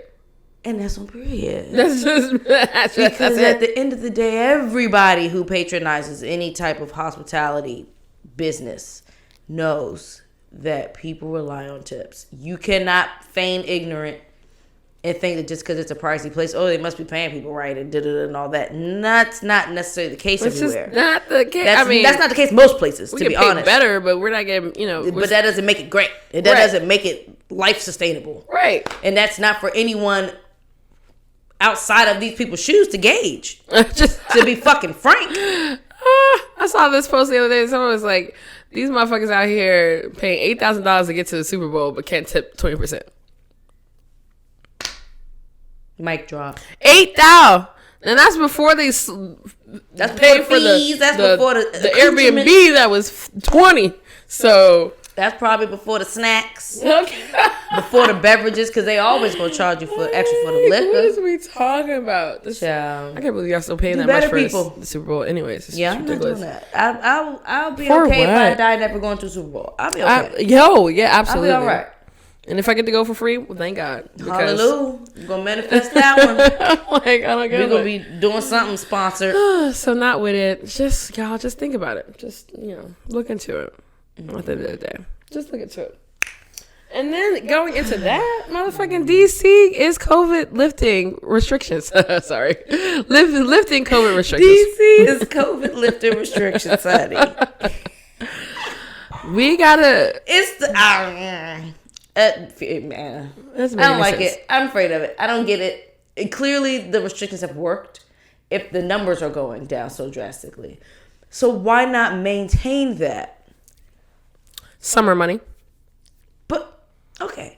People are going to go out. People are... You know how many people are vaccinated? I understand that people who are not vaccinated, but now you're just being fucking greedy. Places are still crowded with the vaccination requirements. I know. If a motherfucker was smart enough to get them a fake one and not actually get vaccinated, good for them. Fine. You've already got the unvaxxed mingling with the vax. And either way, it doesn't make a fucking difference. I agree. The vaccination, proof of vaccination thing, I get that. Because another person sitting next to me not having a vaccination doesn't affect me as a vaccinated person and vice versa. Right. So... I don't give a fuck about that. Right. But I think any lifting of mask mandates, stuff like that, I don't mind walking through the grocery store with my mask on. I'm perfectly fine with that. Now, restaurant, I don't mind walking through the restaurant with my mask on and taking it off when I sit at my table. I don't see the issue with that. Yeah. Why is that a big deal? I don't know. If it helps to prevent the spread of this shit and we're going to have to keep quarantining indoors and doing all this, that, and the third, just wear the fucking masks. There's so many versions of them now. Like, every color, every style, every shape, every random code on the side, K95s and da-da-da-da-da. Just take your fucking pick and shut up. Yeah, seriously. I think for me, it's just like... I'm so confused. What's the point? We're in this new life. What is the point? It's gonna spike back up. We're in this new life. And then we're gonna be back up in arms. Locking it back down. Going back to 50%. It's gonna be mass hysteria again. For what? Like, for who? I kind of want to still keep the 50% thing, but I know that for the sake of businesses, that's not the greatest. But can't we like meet in the middle and say 75? I think 100% capacity just really sucks. That depends on where you are, who likes too. my space. Yeah, it depends on where you are too. Like, I just don't want it to ever get back to like it being okay to be crowded and on top of people, like fucking 2-3 people in the weeds behind a bar. Like, I don't want it to be back to that. I just think that was never great. So I know, and that's one thing I've been loving about Allegory. Like, we just do seating space only, and I think that is perfect. It shouldn't be where you're allowed to stand around and cry. You mess with the whole experience that you're having anyway. Like, just be with your group. Be with your group. That's why there's like entertainment places, club places for you to have that type of. If that's the vibe you want, there's space for that. I'm not into that. Yeah, like even the concert stuff, I want to be sectioned off. I need to be seated. I don't want to be standing in a crowd and scooting me up to the fucking. I don't want to do all that shit. I've been there, done that, and it's fine. Post COVID, I'm fine with things as they are. Like, it depends. I feel like there's a time and a place for it, and it's not all the time. Not all the time. Sure. No, for sure. There's some times where I feel a little more social than others, and I don't mind being around crowds of people, but that's 90% of the time it's a no. So. But no, I'm not. I think it's confusion. I don't understand why it's happening. I think Cali already did it. I think New York soon. Yeah, I think New York soon behind. And I knew as soon as I heard that, I was like, Mayor's gonna do it. So what's great about it too, though, is that establishments still get to choose if they want to keep or not. Yeah. So as soon as that happened, of course, I saw on Instagram like places like St. Vincent and stuff like that. Like, shit has not changed. They didn't say shit, but like stuff ain't changed. Like, we still requiring this. We still need you to do this. Allegory's doing the same. Like, it depends on where you are. It depends on what's going on. But it's confusion for who and for why. For why? I'm over it. Like, let's not. Annoying. Let's just fucking not. It's annoying as fuck. Let's not. That Prisoner one gets more chocolatey as it sits. That's interesting. What was the second one? The cognac. That joint was hitting. Mm-hmm. That's the one. It definitely was. That's this one. No, that's Fusion. The one that you already. Yeah. Okay. Yeah, that shit hitting. Yes, exactly. Dude. That's why that motherfucker's so tapped. Dude. Oh damn! We did not even say, y'all. Our WSET 3 level 3 exam is on Tuesday. This is supposed to be a part of our catch up. So, this is gonna come out after we've taken it, but still, keep us in your prayers. Keep us in your prayers. Please and thank you. We need all that love. That's how I feel about that. Actually, by the time you see this, we'll have taken it already. But pray for us anyway. Yeah, I just think like. We need to pass this one. I'm not trying to do this again. I don't even know if I'll get another chance. So, facts. I'm not doing this a third time around. This is just we're gonna pass it. We're gonna pass it. Yeah, for sure. We're just gonna pass it. Fuck it. Let's do it. Fuck it. We're gonna pass. Okay. It's about to be a long 2 days. Let's do our fourth sip. All right, and then we'll get into what's the tea. So our fourth sip is another red wine finish, but this is the Bardstown Phifer Pavette Reserve. Okay. This is the first release for Bardstown Bourbon Company's for the brand's collaborative series. If you follow Bardstown on their Instagram, they've done a lot of posts lately around their collaborative series stuff. And so this was the first release of that. I think this came out like 2 years ago now. So this was aged in Cabernet Sauv barrels from Pfeiffer Pavette Winery. Okay. It is a 9-year-old Tennessee straight bourbon aged in the French oak wine barrels for 19 months. So almost 2 years. Sheesh. All Bardstown is Tennessee? Is all Bardstown Tennessee?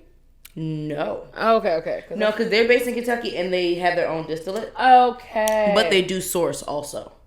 I got you. Mm-hmm. Okay, good to know. Oh, I see. Okay. Hence the like fusion and the It's breaking it down. All right. This one is also a lot of chocolate on the nose. What is up with that? Whoa. Randomly, I got cilantro at first sniff. Cilantro. It was random. Wow. It just came when I came straight to the nose. That's how it. That's the herbaceousness for me. Got at me. Ooh. Let me not pop myself in the nose with strong ass bourbon. I'm gonna say herbaceous still though. Maybe not cilantro specifically. It was just that first whiff, but I feel like there is some herbaceousness here. There is some herbaceousness.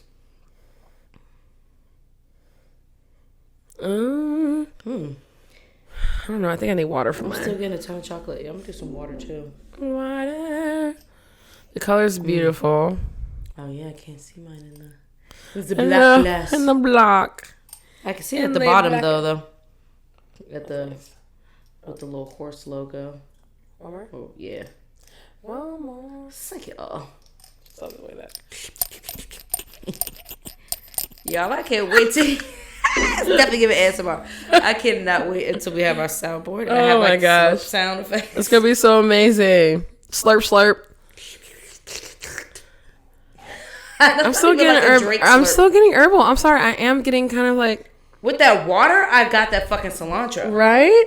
Like when I tilt it.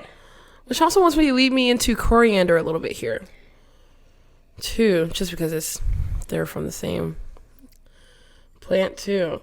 I got Ascot Awards tastings coming up. Oh my god. Yeah, so all March and April I'm about to be fucking tasting shit. Maybe we'll do some. I'm not gonna say my scores for stuff on air, but maybe we'll taste through some stuff. Some of my samples. Fuck it. That's so much fun though. Yeah, I'm excited. Are you excited? I'm excited about that. I'm more prepared this year now that I've been through a round because that was a lot. Mm-hmm. That shit was like sensory overload. I have 3 big ass boxes of samples, y'all. It was a lot. I had to take them all to my office because I feel like it was a short amount of time too. You get a little less than a month. The fuck are you supposed to be? It's like an exam, but not really. It's like people's lives. Yeah, people's fucking livelihoods, basically.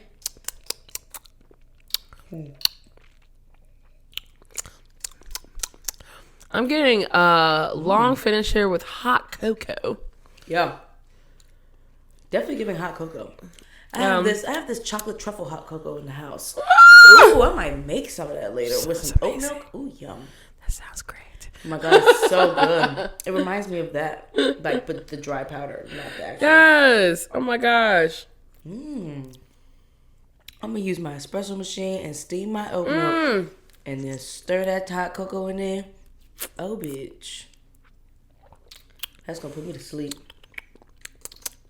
Kind of makes me wish I had some weed tincture to put in it. A little bit of call your mom. I think cherry happened for me there, but it's dark cherry. It's almost like not a torch cherry, but something's torched in this bitch. Yeah, it's a little hard to pull a lot of flavors out of this one, which I feel like we had a little bit more expressiveness coming from our first the Prisoner one, first 3 at least. Mm-hmm. I think now on the nose I get a little bit of like, I think that's caramel happening. I'm barely pulling the plum, but I'm pulling it. On the palate? That's what I was looking for. Because anytime I think Cabernet, I'm thinking like lush plum. I'm thinking tannins. I'm thinking maybe a little smokiness, just depending on the vineyard. Okay. I see what you're saying.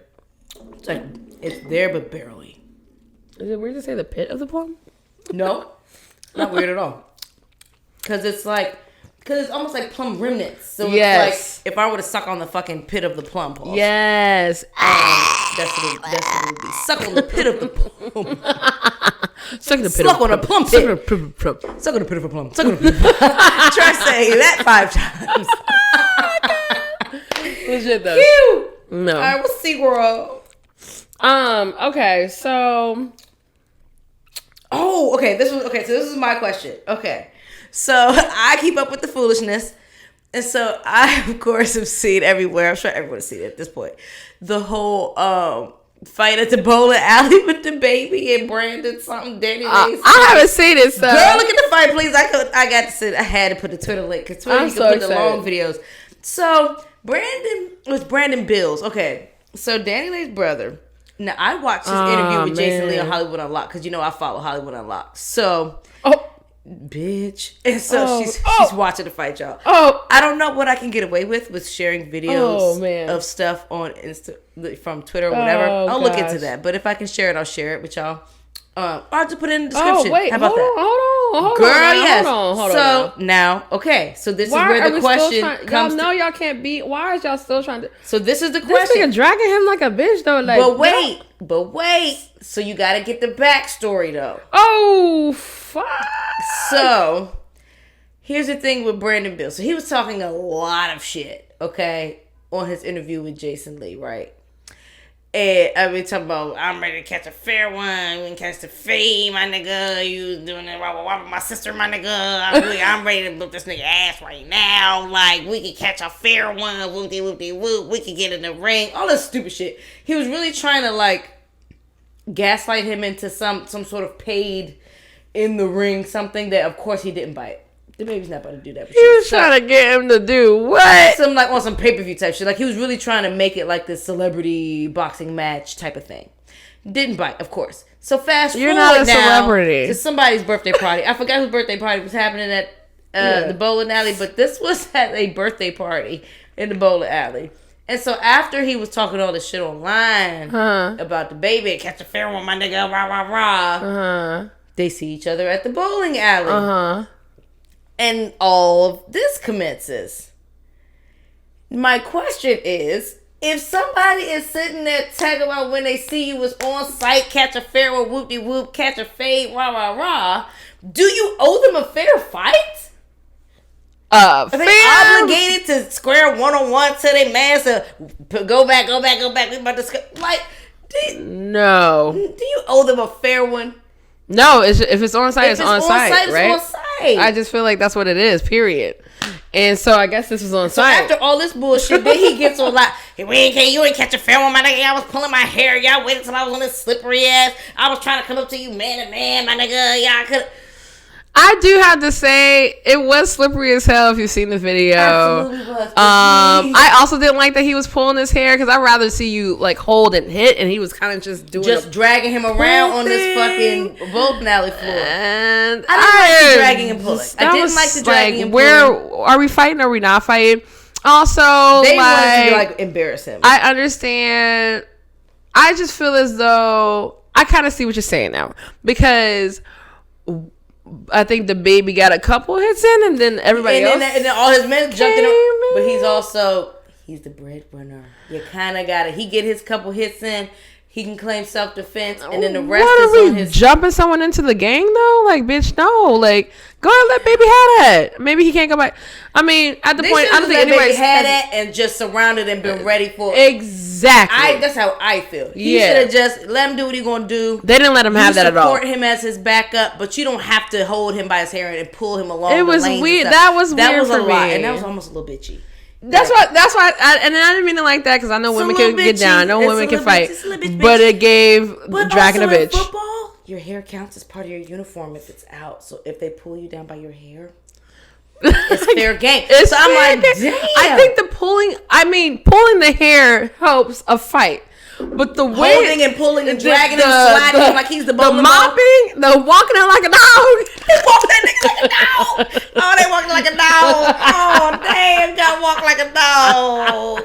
Okay. So now that I say it like that, it's kind of great. Funny. It's kind of great. Yeah, because I think it was like he talked a lot of shit. He was sliding. He got walk like a fucking dog. He was sliding. Damn. I tried to advocate for you, but now it's too hilarious. It's too hilarious. You asked for it. You literally asked for it. But he approached him real aggressively, so he can't. And his CB came by himself, so I give respect on that because like he was going for the baby. Up with no group of people, but you should have honestly because you already knew the shit you was talking. You should have. And we already know the baby don't have no give a fuck. But it seems like your friends are holding you back. Somebody's holding you back at the end here. End, trying to keep him from like continuing to pursue, I guess. But like we already know the baby's willing to hit a woman, so you don't think he's gonna hit you?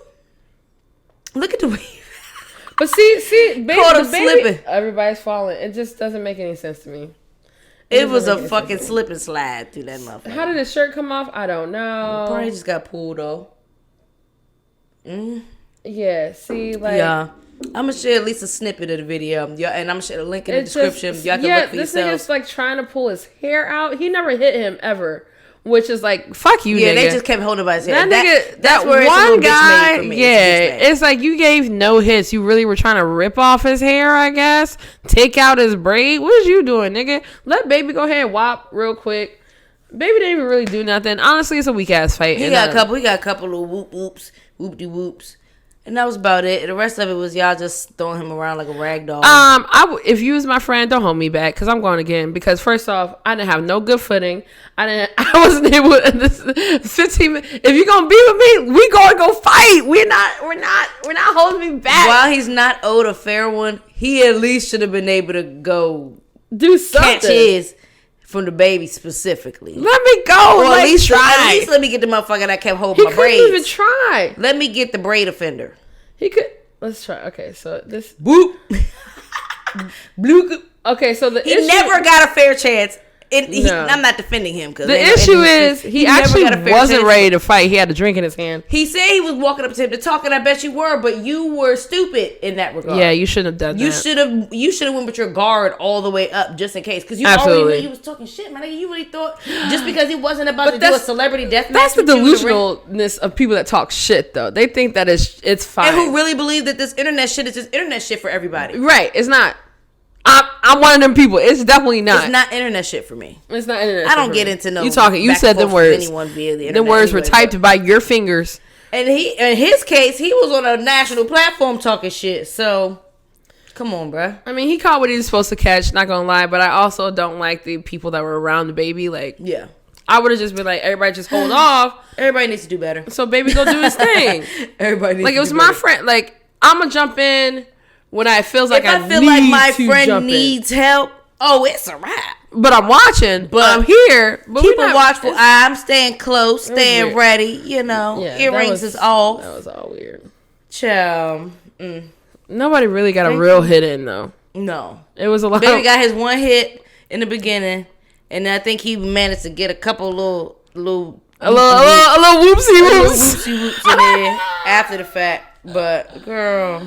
Oh, well, first off, we don't give a fuck about the baby, so I'm not even going to support that nigga. Fuck that shit. Facts. I don't support him. But the question of, do you owe somebody a fair one if they talking that shit? Nah. That was the question for me. I'm going to give it a nah. It's a nah. I'm going to give it, you get when you get when it comes. No. Because you was supposed to be ready. Get what you asked for. Right? You said you was ready. Asking for. You said you was ready, so you was asking for it. You said you was ready. You had them hands. You've been training in the ring. I mean, okay. If you say you ready, then I guess you're ready all times. At all times. It's on site. That was the site that it was on. Like, I'm not going to say I'm ready, but actually today I didn't practice in the morning 30 minutes ago. So. When I said on site, I didn't expect the site to be slippery. I thought there'd be traction. That's why you gotta get them new socks they got out here for these niggas to fucking this. I can't remember if they caught socks with traction on them. Bitch, yes, I don't know exactly. Ooh, like the old slipper socks that have like that are great. Yes, and they're rebranding them for niggas while they fuck, so they don't slip around. Hey, bruh, swear to God, how about just take your socks off of your fucking. It's rude to keep your socks on. I keep my socks on when my feet are not done. Really? Absolutely. Oh my like God. Sock, though? Yeah. Okay. It depends. It could be a knee high. It could be drop sock. It's giving drop sock. It could be like that. I don't give a fuck. You're not taking. And then I'd be like, don't fucking take my shit off. I'm not about to scratch you off the bottom of my feet. You're not about to be judging me for that. No, yeah. If I'm a little callous at the bottom, or I'm just maybe not gonna rub my toes up on you. Like nah, bruh. I'm not fucking around with foot it. Rubber. I like to rub my feet on people. My person. Oh, do you? Yes. I'm not that type of person. If I'm hanging out with you, like, or we're sitting on the couch, whatever, I might tuck my feet under your leg. Okay. But it's just because I like warm toes. I see that. Damn, he had did this video of these damn socks. Ah, God, I'm gonna try to look for him. Let's go to the next one. They bring it back to Grandpapa's socks. I swear to God, and it's so funny. So TV, y'all. Yes. Bel Air is so fucking good. I'm about to watch it now? All the episodes. Yeah, I'm gonna ask my mom if I can log into her Peacock from here. Oh, yeah. Because you can use my profile to watch. Because I was like, I don't know. Worth watching. You'll love it. Especially if you love the original Fresh Prince. Like, I've seen every fucking episode of all 6 seasons at least 50 times. Like, I don't even know. Because I can say most of the episodes word for word. So I love Fresh Prince. Okay. I didn't know that for you. Fresh Prince, Martin, like, those were my shows. So, but Fresh Prince particularly. So, bringing this back and making it a drama and making it very, like, today, like, yeah, they just did such a good job. I'm into it. I really love the marketing that has been happening to it. I was just like, I think it's a great idea. Oh yeah, right? Because you can tell they took their time with it for them to clap cleats. That's exactly where they're gone. Clap cleats, y'all. Sorry, we'll get back to that. But Red. I knew that's why I had to look it up because it's such a good name. That's hilarious. Clap cleats. Red. Somebody please make a jingle for clap cleats. Ooh, might be one. We gotta look that up. Oh my god, that is so great. I don't like it. It almost implies you're gonna get the clap.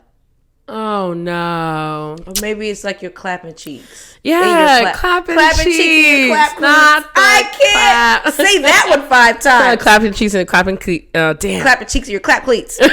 Clapping cheeks and your clap cleats.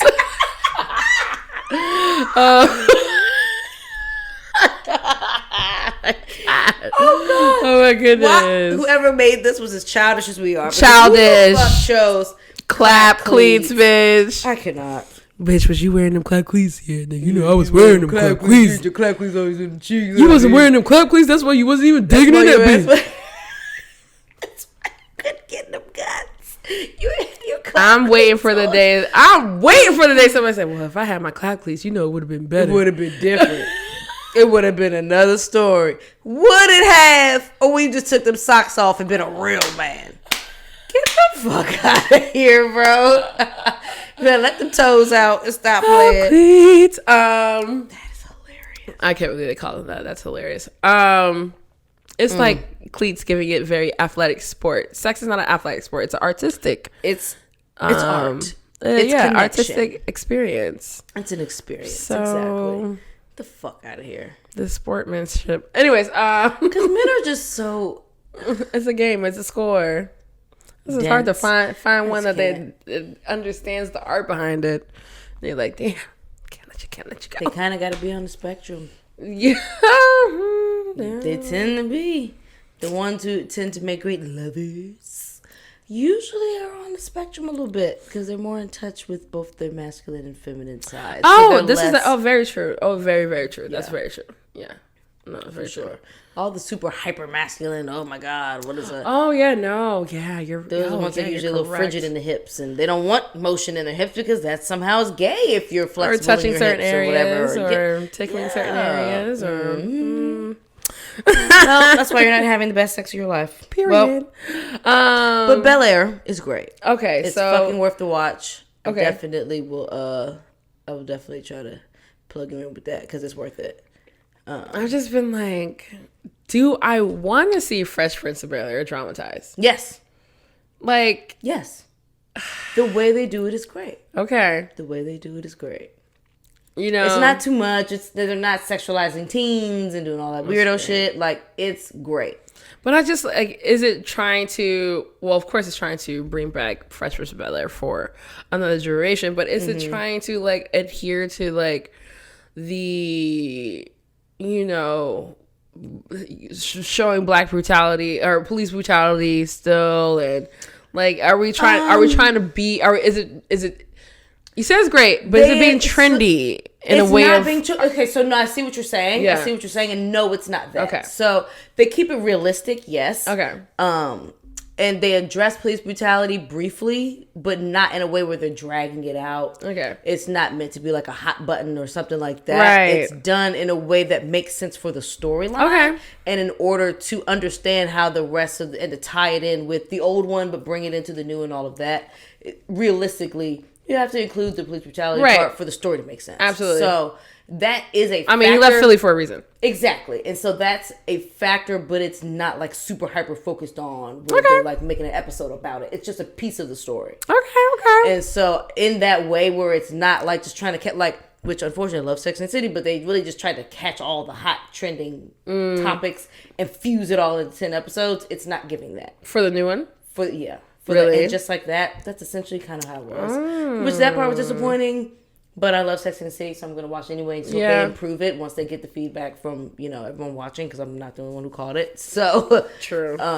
So I'm just hoping for a better season next season. That's real. But they didn't, with Bel Air, it's not that. It is beautifully done so far, so I'm happy about it. Okay. Everyone is chocolate in this joint. It's great. No, I love the cast. No, I saw that they did a really cute little Instagram reel of the cast, and I was like, ooh, they look good. They look great. Yeah, I love that. They look great. I think at the end of the day, I do think it's just kind of pulling like the story out of a book almost, if that makes any sense. Like, Fresh Prince of Bel Air was amazing. It hit the points when you needed to be emotional when it did, but this is kind of like turning a cartoon into like a real life, not a cartoon, but like it feels like damn. It's no longer a sitcom. Like this is not it's not giving sitcom. Whereas Fresh Prince of Bel Air was clearly a sitcom. It was a live audience and all of that. Whereas this is not that. Yeah. But it's beautifully done. Shout out to Will Smith though. Like, for sure, bruh. You have, I think, every 2 years, now that I follow you, you're always in my life, but like, you're always like, there was a time where like Christmas was always when you came out with something amazing, I feel like, and like, I just like to see your journey a lot. He produces I really great appreciate work. it. Whether he's in front of the camera or behind it, he just produces great and even work. just the weird things that I don't know if you follow him on Instagram. He does very weird. I look at his Instagram. I don't follow him on Instagram, but I do peeking on his Instagram and stuff. But that's what I'm saying. I fucking love him. He just produces great content, period. Yeah. So he does. He likes to do weird camera work. I feel like the quarantine was like where he got really in touch with like his creative side. Yes, he got his creative bag. Yes, I all agree. These GoPros and shit. Yes, oh my god, girl, yes. I didn't know what the fuck a GoPro was until Will Smith was fucking. Did you watch his National Geographic? No. What? That's on good. Oh my god, on Disney Plus. It's good. Okay. Oh, on Disney Plus. Okay. Yes, okay. It's good. It's good. I got Disney Plus. Well, you dope. I've been really appreciate you more and more that I watch you. Yes. Well, all my life, but like I don't know, for some reason, like you just seem like, as hopefully you see this, so I'm just talking to you. Manifesting. Just like a man that's really being in touch with like himself and learning himself, unlearning himself. Yeah, for sure. And he's very truthful about it. At least very like, as far as we can tell, as far as what realistically ever what know. is giving. Yeah. So thank you for the vulnerability, and we just hope that men are looking to you as an example. Yeah. Well, definitely within his sphere, there are men looking to him for sure and taking notes. So I guess that's all we can control is what happens in our own little sphere. Right. Thanks, Will Smith. Which is what I try to remind myself when I go down the rabbit hole of despair and overwhelmingness and apathy. Yeah. I can only control what I can control. This is so true. So true. So, other TV. Yeah, what is this? So, before you got rid of your Netflix, did you get to watch Inventing Anna? No. Girl, you need to watch Inventing Anna. Oh, my God. So, I only know about this jump because I was on Hulu and just was watching one of the ABC, like, documentary episodes that they released or whatever. Uh-huh. And it was about this girl because she had just got out of jail. Anna Sorokin or whatever. And basically, she's this white girl scammer from like Germany or something like that. Or not Germany, she's from Russia. But she posed as a German heiress.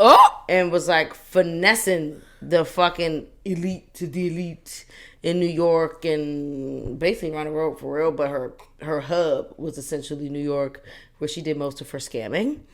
And she was about to... Is this a Tinder one? No, not the Tinder Swindler, honey. No, that's a guy. So this is a girl. This was before Mr. Tinder Swindler. Maybe she inspired him, but we always do. She this motherfucker here fucking didn't have a dime to her name for real. Yeah. But posed as this heiress, was like, finessing her way into having these like relationships with rich people, and therefore, proximity might as well be. And, you know, was dressing the part and had this shitty little attitude, which I almost could have fucked with her if it wasn't for her attitude. Like, if you're going to be a fucking fraud, don't be a bitch. Right. Like, not every wealthy person is a fucking asshole. But I think genuinely as a person, she was an asshole. And so that just gets emphasized the more access to money you get. Right. So she got, like, this close to scamming one of the, like, most elite banks out of $40 million for this, like, fucking Park Avenue elite club hub that she was trying to create. And so she kept selling people on this idea for this exclusive, like, place for the elite, this place of almost like Soho House, but something else. And it was going to be on Park Avenue, this corner building, and da-da-da-da-da. And she almost got a $40 million loan from this bank. Loan?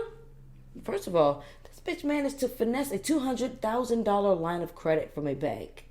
And they were apologizing to her for taking so long to... Like, she finessed a lot of shit. How do you even get that far? How do you even do that? She had a rich boyfriend that she was traveling around with, and he was spending a bunch of his money on her because everyone was under the impression that she was just waiting for access to her trust fund. And so everyone's just waiting for her to cash in on this trust fund. That never existed.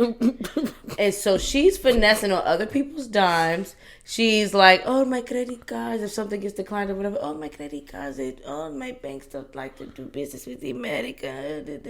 So another person picks up the tab. Oh, she's good for it. When? It never came. When? Okay. So the final straw was this trip to Morocco after she then ran through $200,000 of money that she still has to at some point pay back, at least as far as the bank is concerned.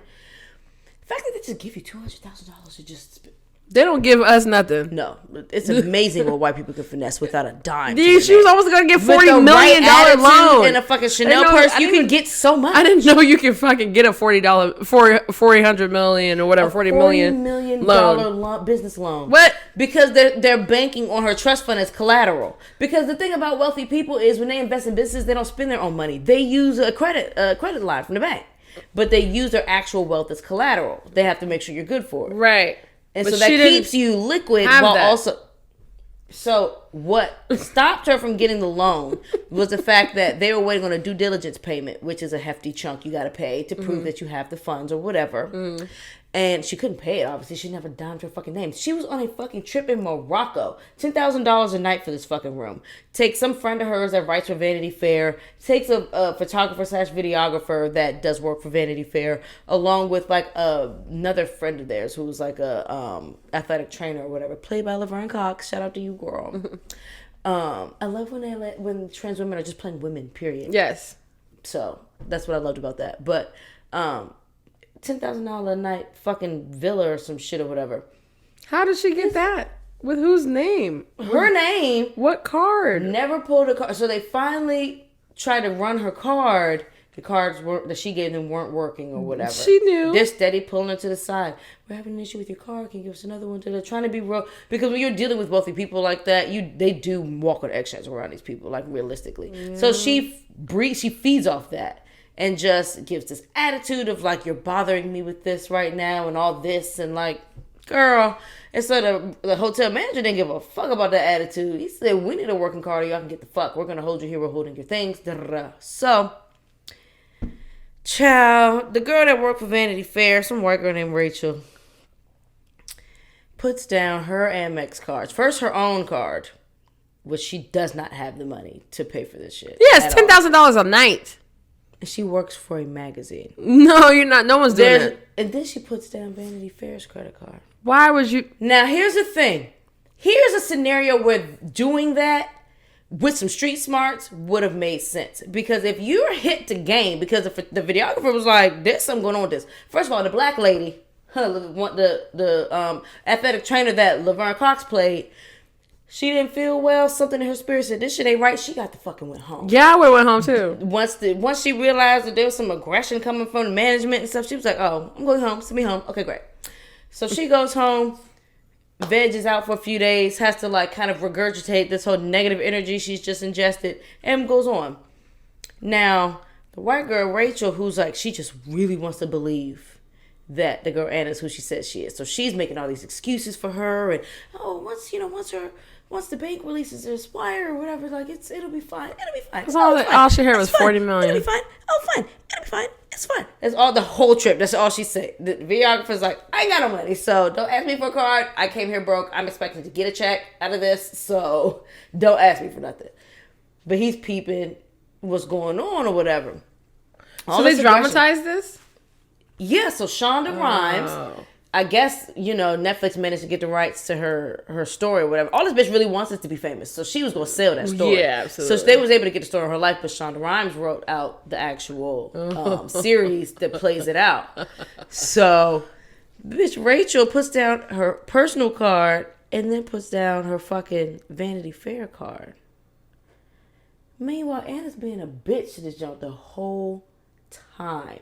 Being so fucking rude because internally she knows that she's waiting on this $40 million. It's probably never going to come. She knows that this bill is continuing to rack up and it's her name that it's banked on. This fake name that she's now managed to fucking finesse. Like she had a lawyer working for free thinking that he was getting a retainer that never I'm trying to find lawyers for free. I'm trying to find a free fucking business lawyer, my God. Like, this bitch don't even have no legit business going on. What? Meanwhile, I'm doing real stuff out here. Anyway, don't let me digress. So, look. All of this is going on. So, finally, the videographer is like, Rachel, I don't know if you're noticing, but there's a security guard outside of her room door. We need to go. Right. They kept the girl Rachel's cards on that account, though, because as far as the hotel's concerned, I don't give a fuck who you are, who's responsible for what. Who's running what's running. We need a card that works. This bitch Anna stayed at that property a whole nother week after Rachel left, spending an extra $64,000 on the company card. How does she... First of all, here's a scenario where it would have been okay. If I need to just get the fuck, because they were in Morocco. There's a lot of, they operate different than in the U.S. This is true. If they decide to hold you, bitch, you held. Period. Okay? And so, if I got to put my card down to be able to go, fine. The second I get off the plane, my cards got stolen in Morocco. I have not authorized any charges on this card. Please cut these cards off. I need to get new ones. I don't know what happened. I'm so happy I made it home safe. Put on the white woman tears. You know how to do it. You know how to work it. She worked the white woman tears when she needed to. This is blowing my mind. Immediately. How the fuck Anna gets by is how she gets by. She didn't give a fuck about you. Period. This is really blowing my mind. That is the only scenario that would have made sense. Now, even after finding out that $64,000 got charged on that car, she still didn't call that fucking... She did not call Amex and get that shit refuted. She didn't even try. She's sitting there begging Anna via text because Anna's not answering her phone call. Duh. And when she did answer, she was annoyed and agitated that the girl was even bothering to call. Meanwhile, she running up your car $65,000. And she's sitting there begging. Finally, when she does get a PayPal from Anna, it's $5,000. Oh, I did the bank wire. Oh, yeah, I don't understand why the bank... I ran the wire. Why are you bothering me with this? And then she PayPals you 5 racks? How does she even get 5? That's the thing about it. She could finesse a quick 5 racks. From who? Don't matter to her. She's doing fake checks. She's doing anything that she can. How does she learn these things? Like, this is crazy. Hustling. That's crazy. Period.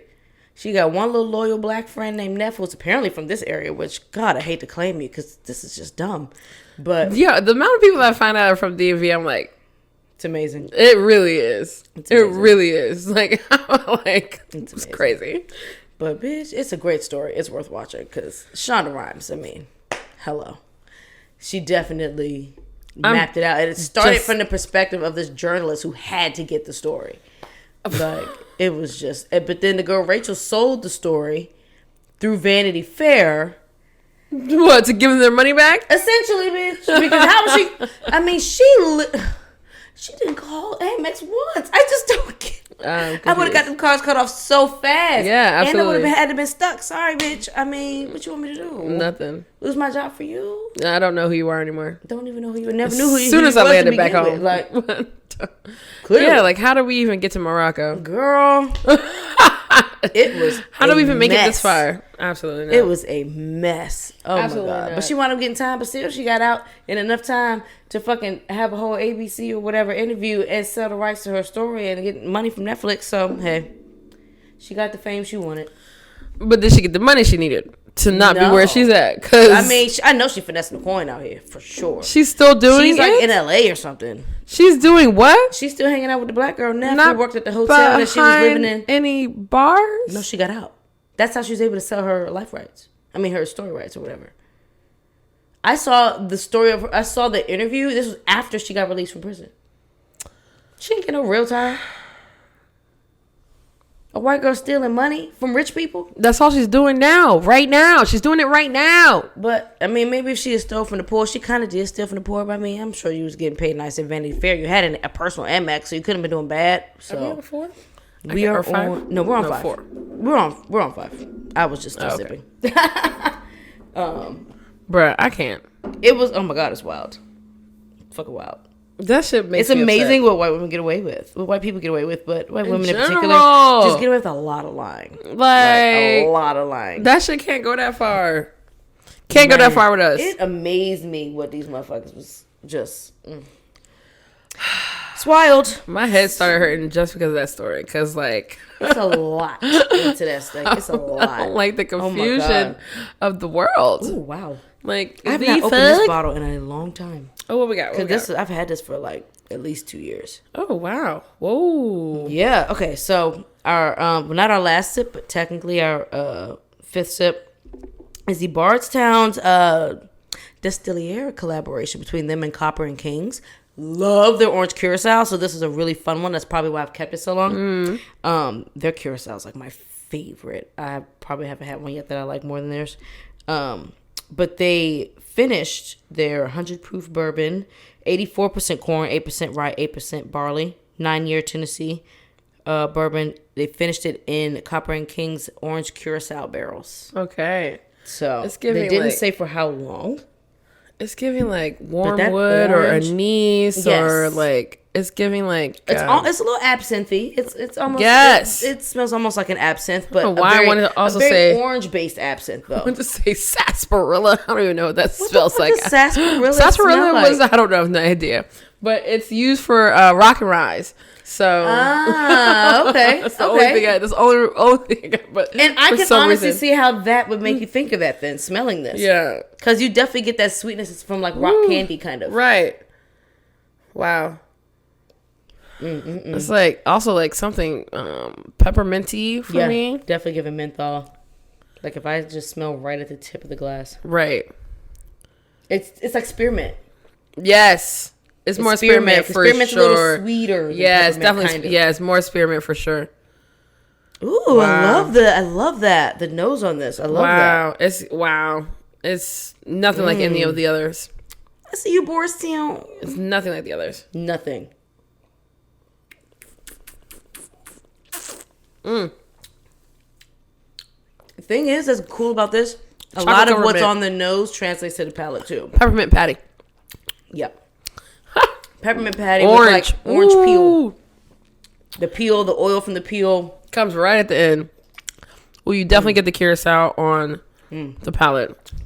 Right in the back of my tongue. It sits there. Yep. Top me off, girl. Top me off. I got you. Oh, that was water me like a flower. Yes, thank you. Of course.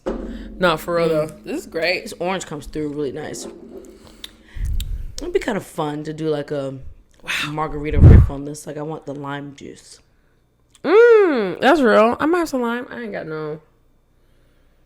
Because I wouldn't even want the orange curacao. I was going to say, I don't have any orange. I don't want the Cointreau with it because I want to put on the orange that exists.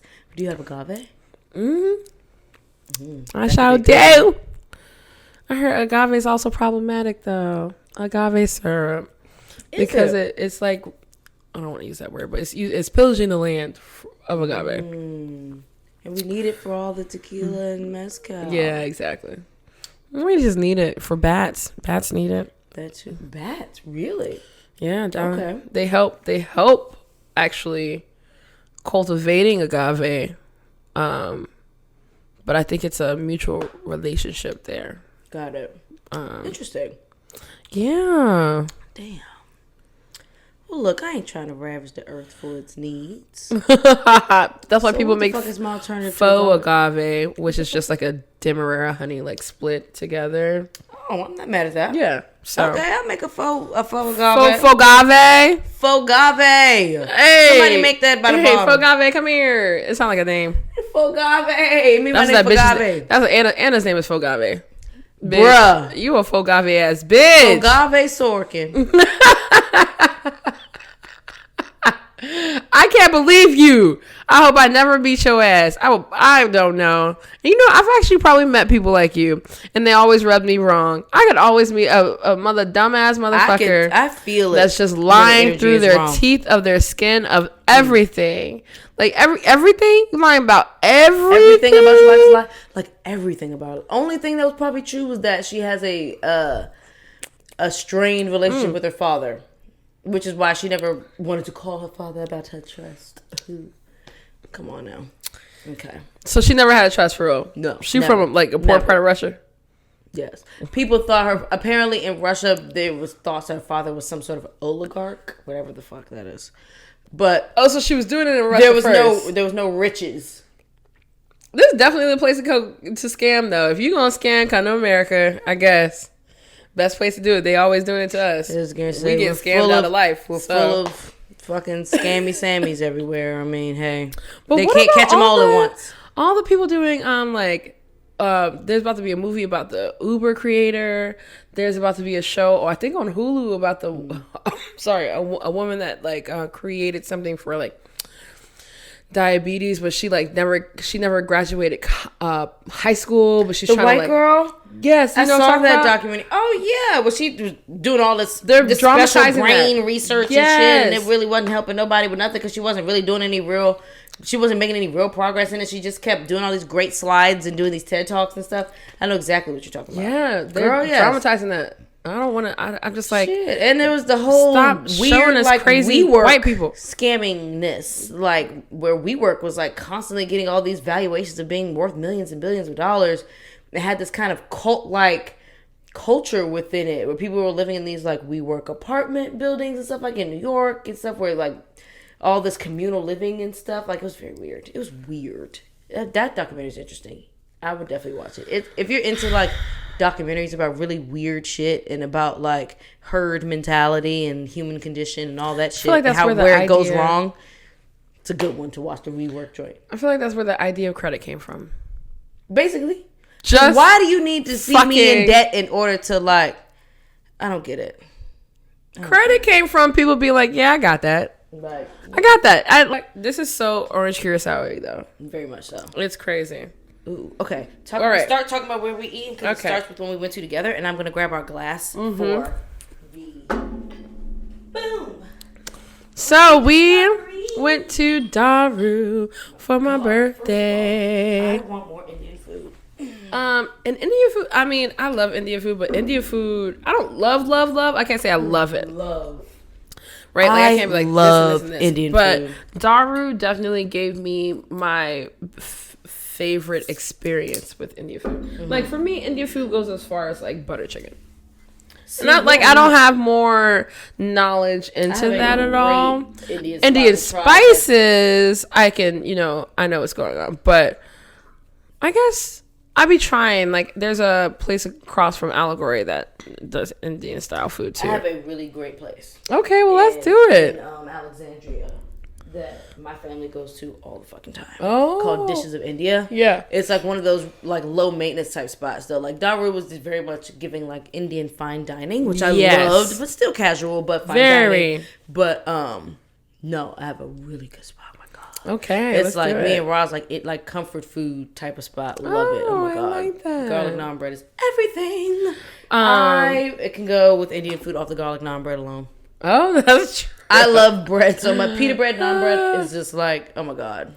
I've actually been trying to, I'm trying to stop my bread intake if I can. I need to, but I just love bread so much. It's affected my skin, and I did a lot of bread, a lot of pasta recently, and my eczema is just stuff. But Daru was amazing.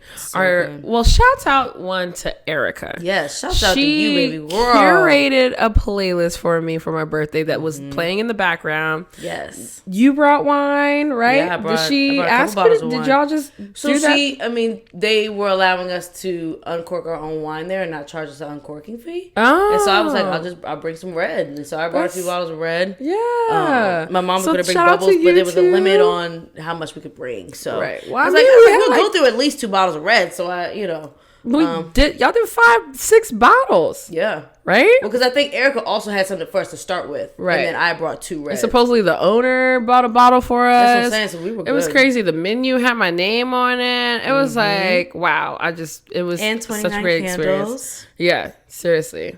It was great. It was really cute. It was a great group. Yes. She got to meet my best friend, Montana. Yes. Montana's a cutie patootie. Yeah. That's my honey bunny. We spent Super Bowl Sunday together. Nice. But Dari was great. And it was just delicious. I was also so high. I was nibbling. I was just around the table like, hey, just so happy that everyone's here. But everyone had a great time. And then we went to Chicken and Whiskey after, which was so fun. Yeah, I hadn't been to Chicken and Whiskey in a long time. Me neither. So that was fun. But we also had a group of people that were dancing. Yes. You know what I'm saying? Like, we danced, Sunny. Okay. I love an excuse to twerk. Listen. I don't get to do very much unless I'm in the house. Like, I mean, same though. Like, I'm not doing it as much as I want to. But also when I'm going out to these places, we're just getting walls. Motherfuckers are there to look good, stand there, search the room for people they want to talk to. Judge the room up and down. I say judge the room up and down. Some niggas don't be moving no more. And so Chicken and Whiskey was so great. Even Tony grabbed a video of he grabbed a video of everybody moving. And I was like, damn, we was really fucking moving in that small ass bar. It was a good time though. I was definitely scared I was gonna get COVID, but it was still fun. I was like, fuck it, I did it for my friend.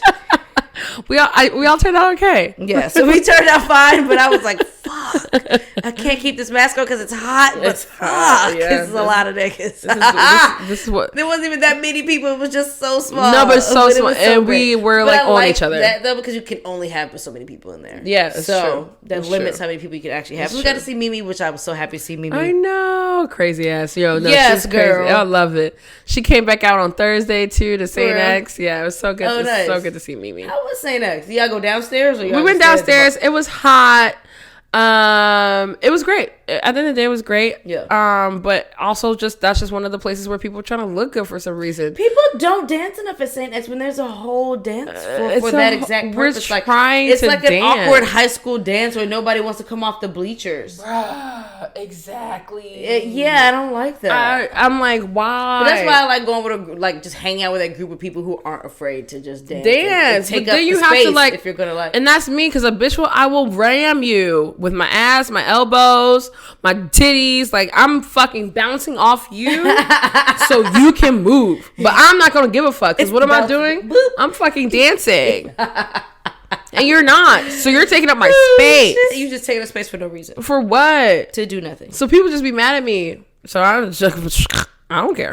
Ooh, damn! I forgot to ask this question. I'm gonna wait till after I do my little brief Old Abbott and Minch. Yes, talk to me about because I love me an Old Abbott. I went last night. It was great. Yes. It was so good. So originally, me and Monica wanted to go out for oysters. So that's what we were doing. We went to Old Abbott. Had a good time. We had to wait, of course, like almost an hour for our table, but that wasn't a big deal. We hung out by the bar. But Old Abbott's always going to be reliable when it comes to the food. If you've got the right waiter or whatever, like, you're guaranteed to enjoy yourself. Stick with the wine list, though, because I don't know if they're just anti-young bartenders. I don't know if young bartenders just aren't feeling it in there, working with all the old grumpies. But something is repelling the young people from being behind the bar. No, they have tenure. It's actually they can't get behind the bar. That's the structure. And that's to their detriment because I would never buy a cocktail at Old Abbott. Hamilton, I could fuck with because they got young energy in there. They've got bartenders who actually train. Their training process is pretty rigorous. Love that about them. The cocktail menu changes regularly. But Old Abbott, it's antiquated as fuck behind the bar. Yeah. I guarantee you, somebody behind that bar probably still muddles a fucking orange and cherry at the bottom of their old fashions. For sure. I'm pretty sure I've seen somebody shake their hands. Like, come on, bro. I'm just over the old grumpy white man behind the bar. I'm not gonna lie. It's not my fave. Like, I don't want to sit at the bar at Old Abbott. I want a table. No, I always want a table. Hamilton, I can sit at the bar, I can sit at the table. It doesn't matter. Oh, Epic, no.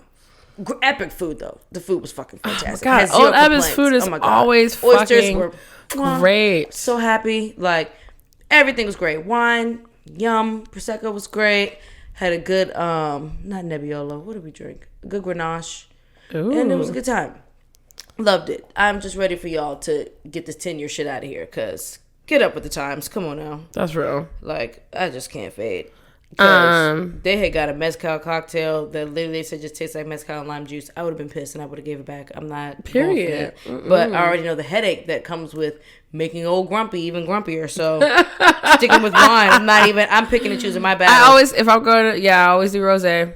Period or whatever. Yeah. I'm not trying to talk about what's happening cocktail wise at all. No. But for Valentine's Day, I went to La Chamberie. A old French restaurant in Georgetown with Rich. Ooh, that orange comes out even so much. I know, right? Ooh, love it. How was that? It was great, and just when you was talking about old grumpies, it just reminded me of our experience because it was like it gave very old school restaurant vibes. All older white men were your servers. You could tell that all the servers did their own thing, so they were running their own food. They were making their own drinks, like this type of old school, very old school. I wonder why they're keeping it like that. Was very, I guess, European French style, where it was like no one sat at it. It was just a place where drinks were made. Yeah. Right? Which was next to us. The food, though, was really great. They did like a $100 per person tasting menu. Okay. It's not terrible. Where you got, well, not tasting menu, but a menu where you got to choose your courses. But me and Rich were like, we need more food. Yeah, exactly. So we did a little bit more than that, and we just had a great time. It was really great. I just love spending time with Rich. Period. Rich is a good time. He chose the wines. We had delicious wines. That man picks a wine, honey. I will let him pick I told him, you always choose the wine. For me any yes. day. Erica picks a great wine. We had a great time. What I really loved, though, about that old school style, that thing, was a story behind a wine bottle. So, like, a person came over and was like, yes, this is from the like goat cheese region of France, where like this is, these are made in the same lands of goat cheese, and like talked about this like story behind it. And we had like goat cheese on our plates in front of us. We were like, oh my God. So it was like tasting and like being able to drink it. It was like, damn, it really, like like, so that was like shit like that type of service, but also like you could see like all the like toxic parts too. And it's just like, we gotta pick these things out. Like, this part is great, the knowledge, the fun, telling stories behind shit, and that's great. But then like there's only men on this floor, old ass men, like, I mean, like, we're talking 50s, 60s old men running around serving these tables. That's kind of how the bar is at PJ Clark's too. But that white guy was actually pretty cool. Can't remember his name, but he was a great time. I looked at Rich, I was like, I forgot like shit was like this. Like, this is but like that place has been there. I think they've been having awards since like 1987 or something. Yeah, and places like that don't feel like they need to change anything. They've been doing great. I mean, it was packed. Like, I'm surprised we even got a reservation. Like, it was still great because we really wanted some French food. French food wise, like my lamb chops. Oh yeah. I mean, my lamb chops. My lamb chops were amazing. He had the damn, what did he do? It was fucking delicious. It was so good. I can't even remember. But it was great. We just had a great time. It was amazing. So love it. I would say go. I mean, it was, I want to say amazing. It was just great to have good service and like good French food. Very old school style of dining, I would go back. For sure. Love it. Okay, good. Because you can go back with me. Yeah. I'm loving the French food thing now. French food is great. Well, there's this place I want to go called Bistro du Coin that every time I try to go, they're closed, so we're gonna have to figure that out. Okay. Yeah. All right, bet. So let's do our last sip, and while we do our last sip, I want to ask you this question because I do think it's a good topic. We don't have to stay on it too long. Okay. So we're sipping the Discovery Series, y'all. The Discovery Series release number 6. So the Discovery Series showcases the art of blending hand-selected supremely aged bourbon. For each release, team members throughout the distillery taste, analyze, and vote on the best recipe. It's a celebration of their collaborative spirit, working together to create something unique and spectacular. I love that. Love it. So this is a blend of an 11-year Kentucky bourbon, 17-year Tennessee bourbon, and some 7-year Indiana, probably some MGP. I was just saying it's giving like essential bourbon. Yeah, definitely giving quintessential bourbon for sure. Like your cherry, your vanilla, a little bit of cinnamon, bacon spices, a little bit of butter. Butter for sure. Yeah, it's giving quintessential. That's yummy. I need some water. I can go with a little water in that too. Very tannic. Some celery? So, no. I can see that. Kiwi? The celery leaf, maybe? Do you taste kiwi? Taste it again before I put water in there. Like with the seeds? Yeah. Like kiwi puree or some shit. I could definitely see how you're getting that. That's so weird to me. That's odd. It's brief though. It's very brief. Very brief. Now, watching that Anna show, Inventing Anna, let me get it right. So watching that show made me think of the question, like, what are your friend boundaries? Because for me, Rachel has 0 boundaries in her friendships. No bitch is ever about to, 1, give me attitude. 2, had me put down my credit card for some shit for a trip you offered to bring me on. Not putting my card down for that. I don't give a fuck how good you claim to be for it. If that's the case, call your pappy. But it just made me think in general, like... Okay, call your mother. Call your pappy. Period. You better get that... Tell him you about to get arrested in Morocco. The fuck? So, what are some of your friend boundaries? This is something that I've been trying to think about. I actually saw a post about how Aquarius are ride or dies for people that don't need to be ride or die for. And I was like, nuh-uh. And then, like, shit's been happening lately. I'm like, damn, am I? So, my first boundary that I ever set happened in high school, where is if I can't find myself on this, yes. If I can't find myself being able to talk about my issues, my problems, my whatever going on the same way you rely on me to, I can't have you around. Yeah,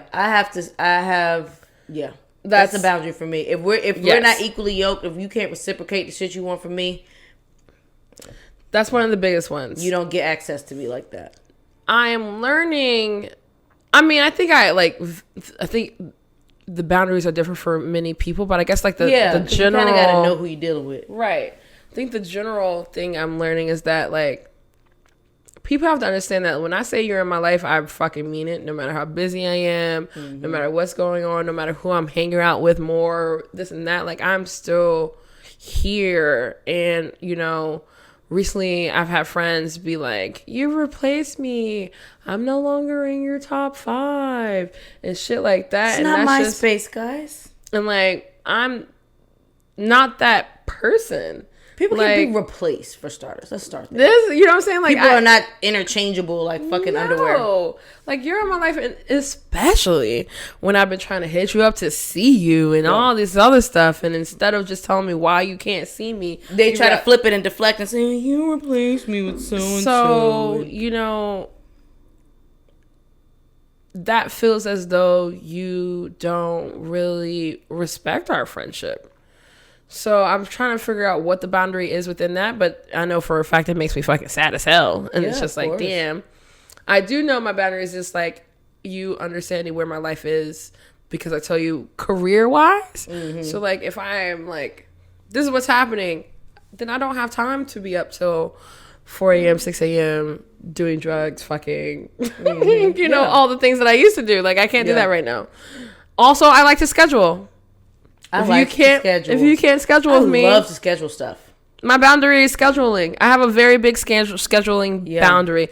Unless and not unless, but like maybe I'll do sometimes like a spur of the moment type of situation. What are you doing tonight? It's just what it is. But I can do those, but most of the time, let's get it on the books. Let's schedule. I have a set work schedule for a fucking reason. I work Wednesday through Saturday. Exactly. What you doing Sunday? Yeah. What you doing Monday? How are your Tuesdays? Schedule. No, I like a good schedule. So that's huge. One of mine is I don't loan out any more than $50 to anybody, unless you're my mother. That's real. Like, Because $50, if I don't get it back, okay. I'm going to be mad because I'm the type that'll still get my 26 cents from you. But I won't feel so hurt in the depths of my soul. Like I can move on from a $50 loss. That's real. Anything beyond that, I'm cutting you off. I'm cutting you off. You might as well kill my firstborn. I'm not fucking with you. I don't loan out money, so if I do loan you some money and you don't give it back, thankfully I haven't come across that though. Mm-hmm. Anyone I've had to loan out money to, I definitely got it back. But I'm not doing more than $50 though, because I just know myself. And I will never let it go. It's like a strawberry kiwi thing for me right now. Strawberry kiwi. So weird. It's really interesting. It's crazy. It's giving like... I can smell that. The Tropicana. I can smell okay, so with that water, I can smell strawberry kiwi. That's crazy. Like artificial strawberry kiwi. Yes. I can't get rid of it. It's lingering for me. The palette is interesting. Yeah, that's one of mine. And one thing that I do like about having a house with multiple rooms is that if somebody needed to stay with me or something like that, or even their footing, or just take a break from wherever they stay or whatever, I like that I'm able to offer that, but it's only but so long a person is ever allowed to stay with me. Yeah. And that for me is friends, family. I don't care. Yeah. Because you see, I don't never have my space. Yeah, I like to be able to offer people a room with a door that closes. I don't mind if a motherfucker falls asleep on the couch, especially if you're drunk. I'm not sending you home or whatever, nothing like that. But I like to be able to offer somebody a place with a bed, close the door, catch you when you wake up. But ain't nobody staying with me. Oh, I fell on hard times. Can I come stay with you? No. Yeah. Sorry. No. You get a week max. And you better have a job still. Because if you don't, and you're at my house more than I am, immediately I'm pissed off. So I would just never even put myself in that situation to be pissed off. I'm going to need you to go to the friend who has that for you, the patience to spare. That for you. I'm not that girl. Mm-hmm. I'm the girl that will help you find a job. I'm the girl that may even give you said job. Mm-hmm. But staying with me on my shit, no. It's just not. It can't go down. That's real. Those are good boundaries. Yeah. I think also, this is another one. Don't fuck with my vices. Ooh. If I don't fuck with yours. Don't fuck with my vices. I just feel like... You want to check it? Yeah. Keep talking.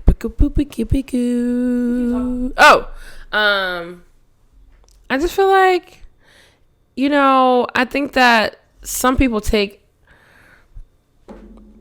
advantage of things sometimes. I'm very let me talk to you about this. Hey, this might not be working for you, but I see that you're in this moment. This is what you gotta do. Boo-doo-boo-doo-boo. But when it comes to me, you don't need to be doing that. You shouldn't be doing it.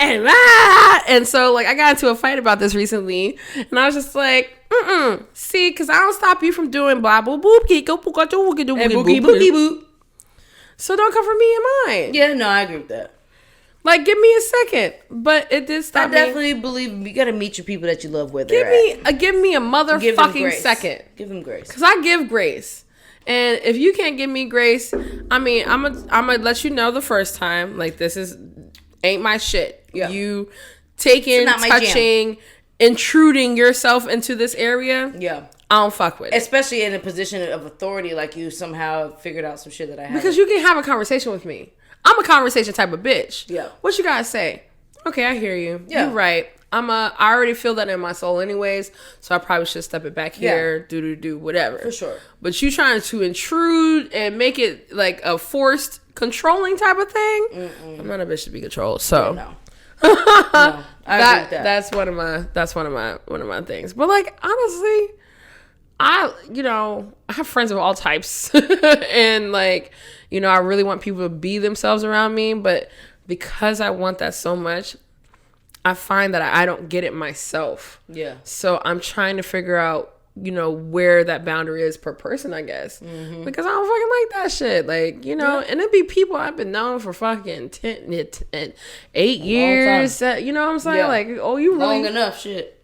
Bitch, you really tried it. Tried it. I thought we already knew. I thought we already passed this point. This is the one I But I guess not. I've been very in tune with myself the past couple of years about how to communicate these types of things. So, you know, I'm only 29, so they see me through my youngie years. So I'm coming through a point where I have to like renew some shit. Like people have to understand. It is what it is. Yeah. Well, on that note, which one are you doing? Thank y'all for this super lengthy ass journey that you've gone on with us today. Yes. Oh god. I think I need to start limiting it to 5 sips because it always gets long when we do 6. But that's okay. I'm doing the cognac finished one. I know you finished yours. Oh, okay, great. I'm gonna do this one. It's giving strawberry kiwi. That's the Discovery? I think that's amazing. Yes. Well, this is another episode of Soul Palate, y'all. Thank Please y'all so like, much. comment, share, subscribe, email us, tell us your what it or not topic that you'd like us to talk about, any spirits you want us to talk about, even maybe brands. If you want us to kind of go over any particular like distilleries lineup or whatever, I may very well have it. So shout out to the people. I recently had a friend that said he just puts our stuff on in the background. Shout out to you, Jeffrey. I really appreciate you. Yes, I love y'all who do that. Comment, but it's fine. Yes. Play in the background, but also engage. Thank you. Just ask for that one extra little thing. just like or something. But yes, I hope y'all have a great day. Yes, have a great week. Peace. Oh wait, clink clink. Yes. Okay, yeah.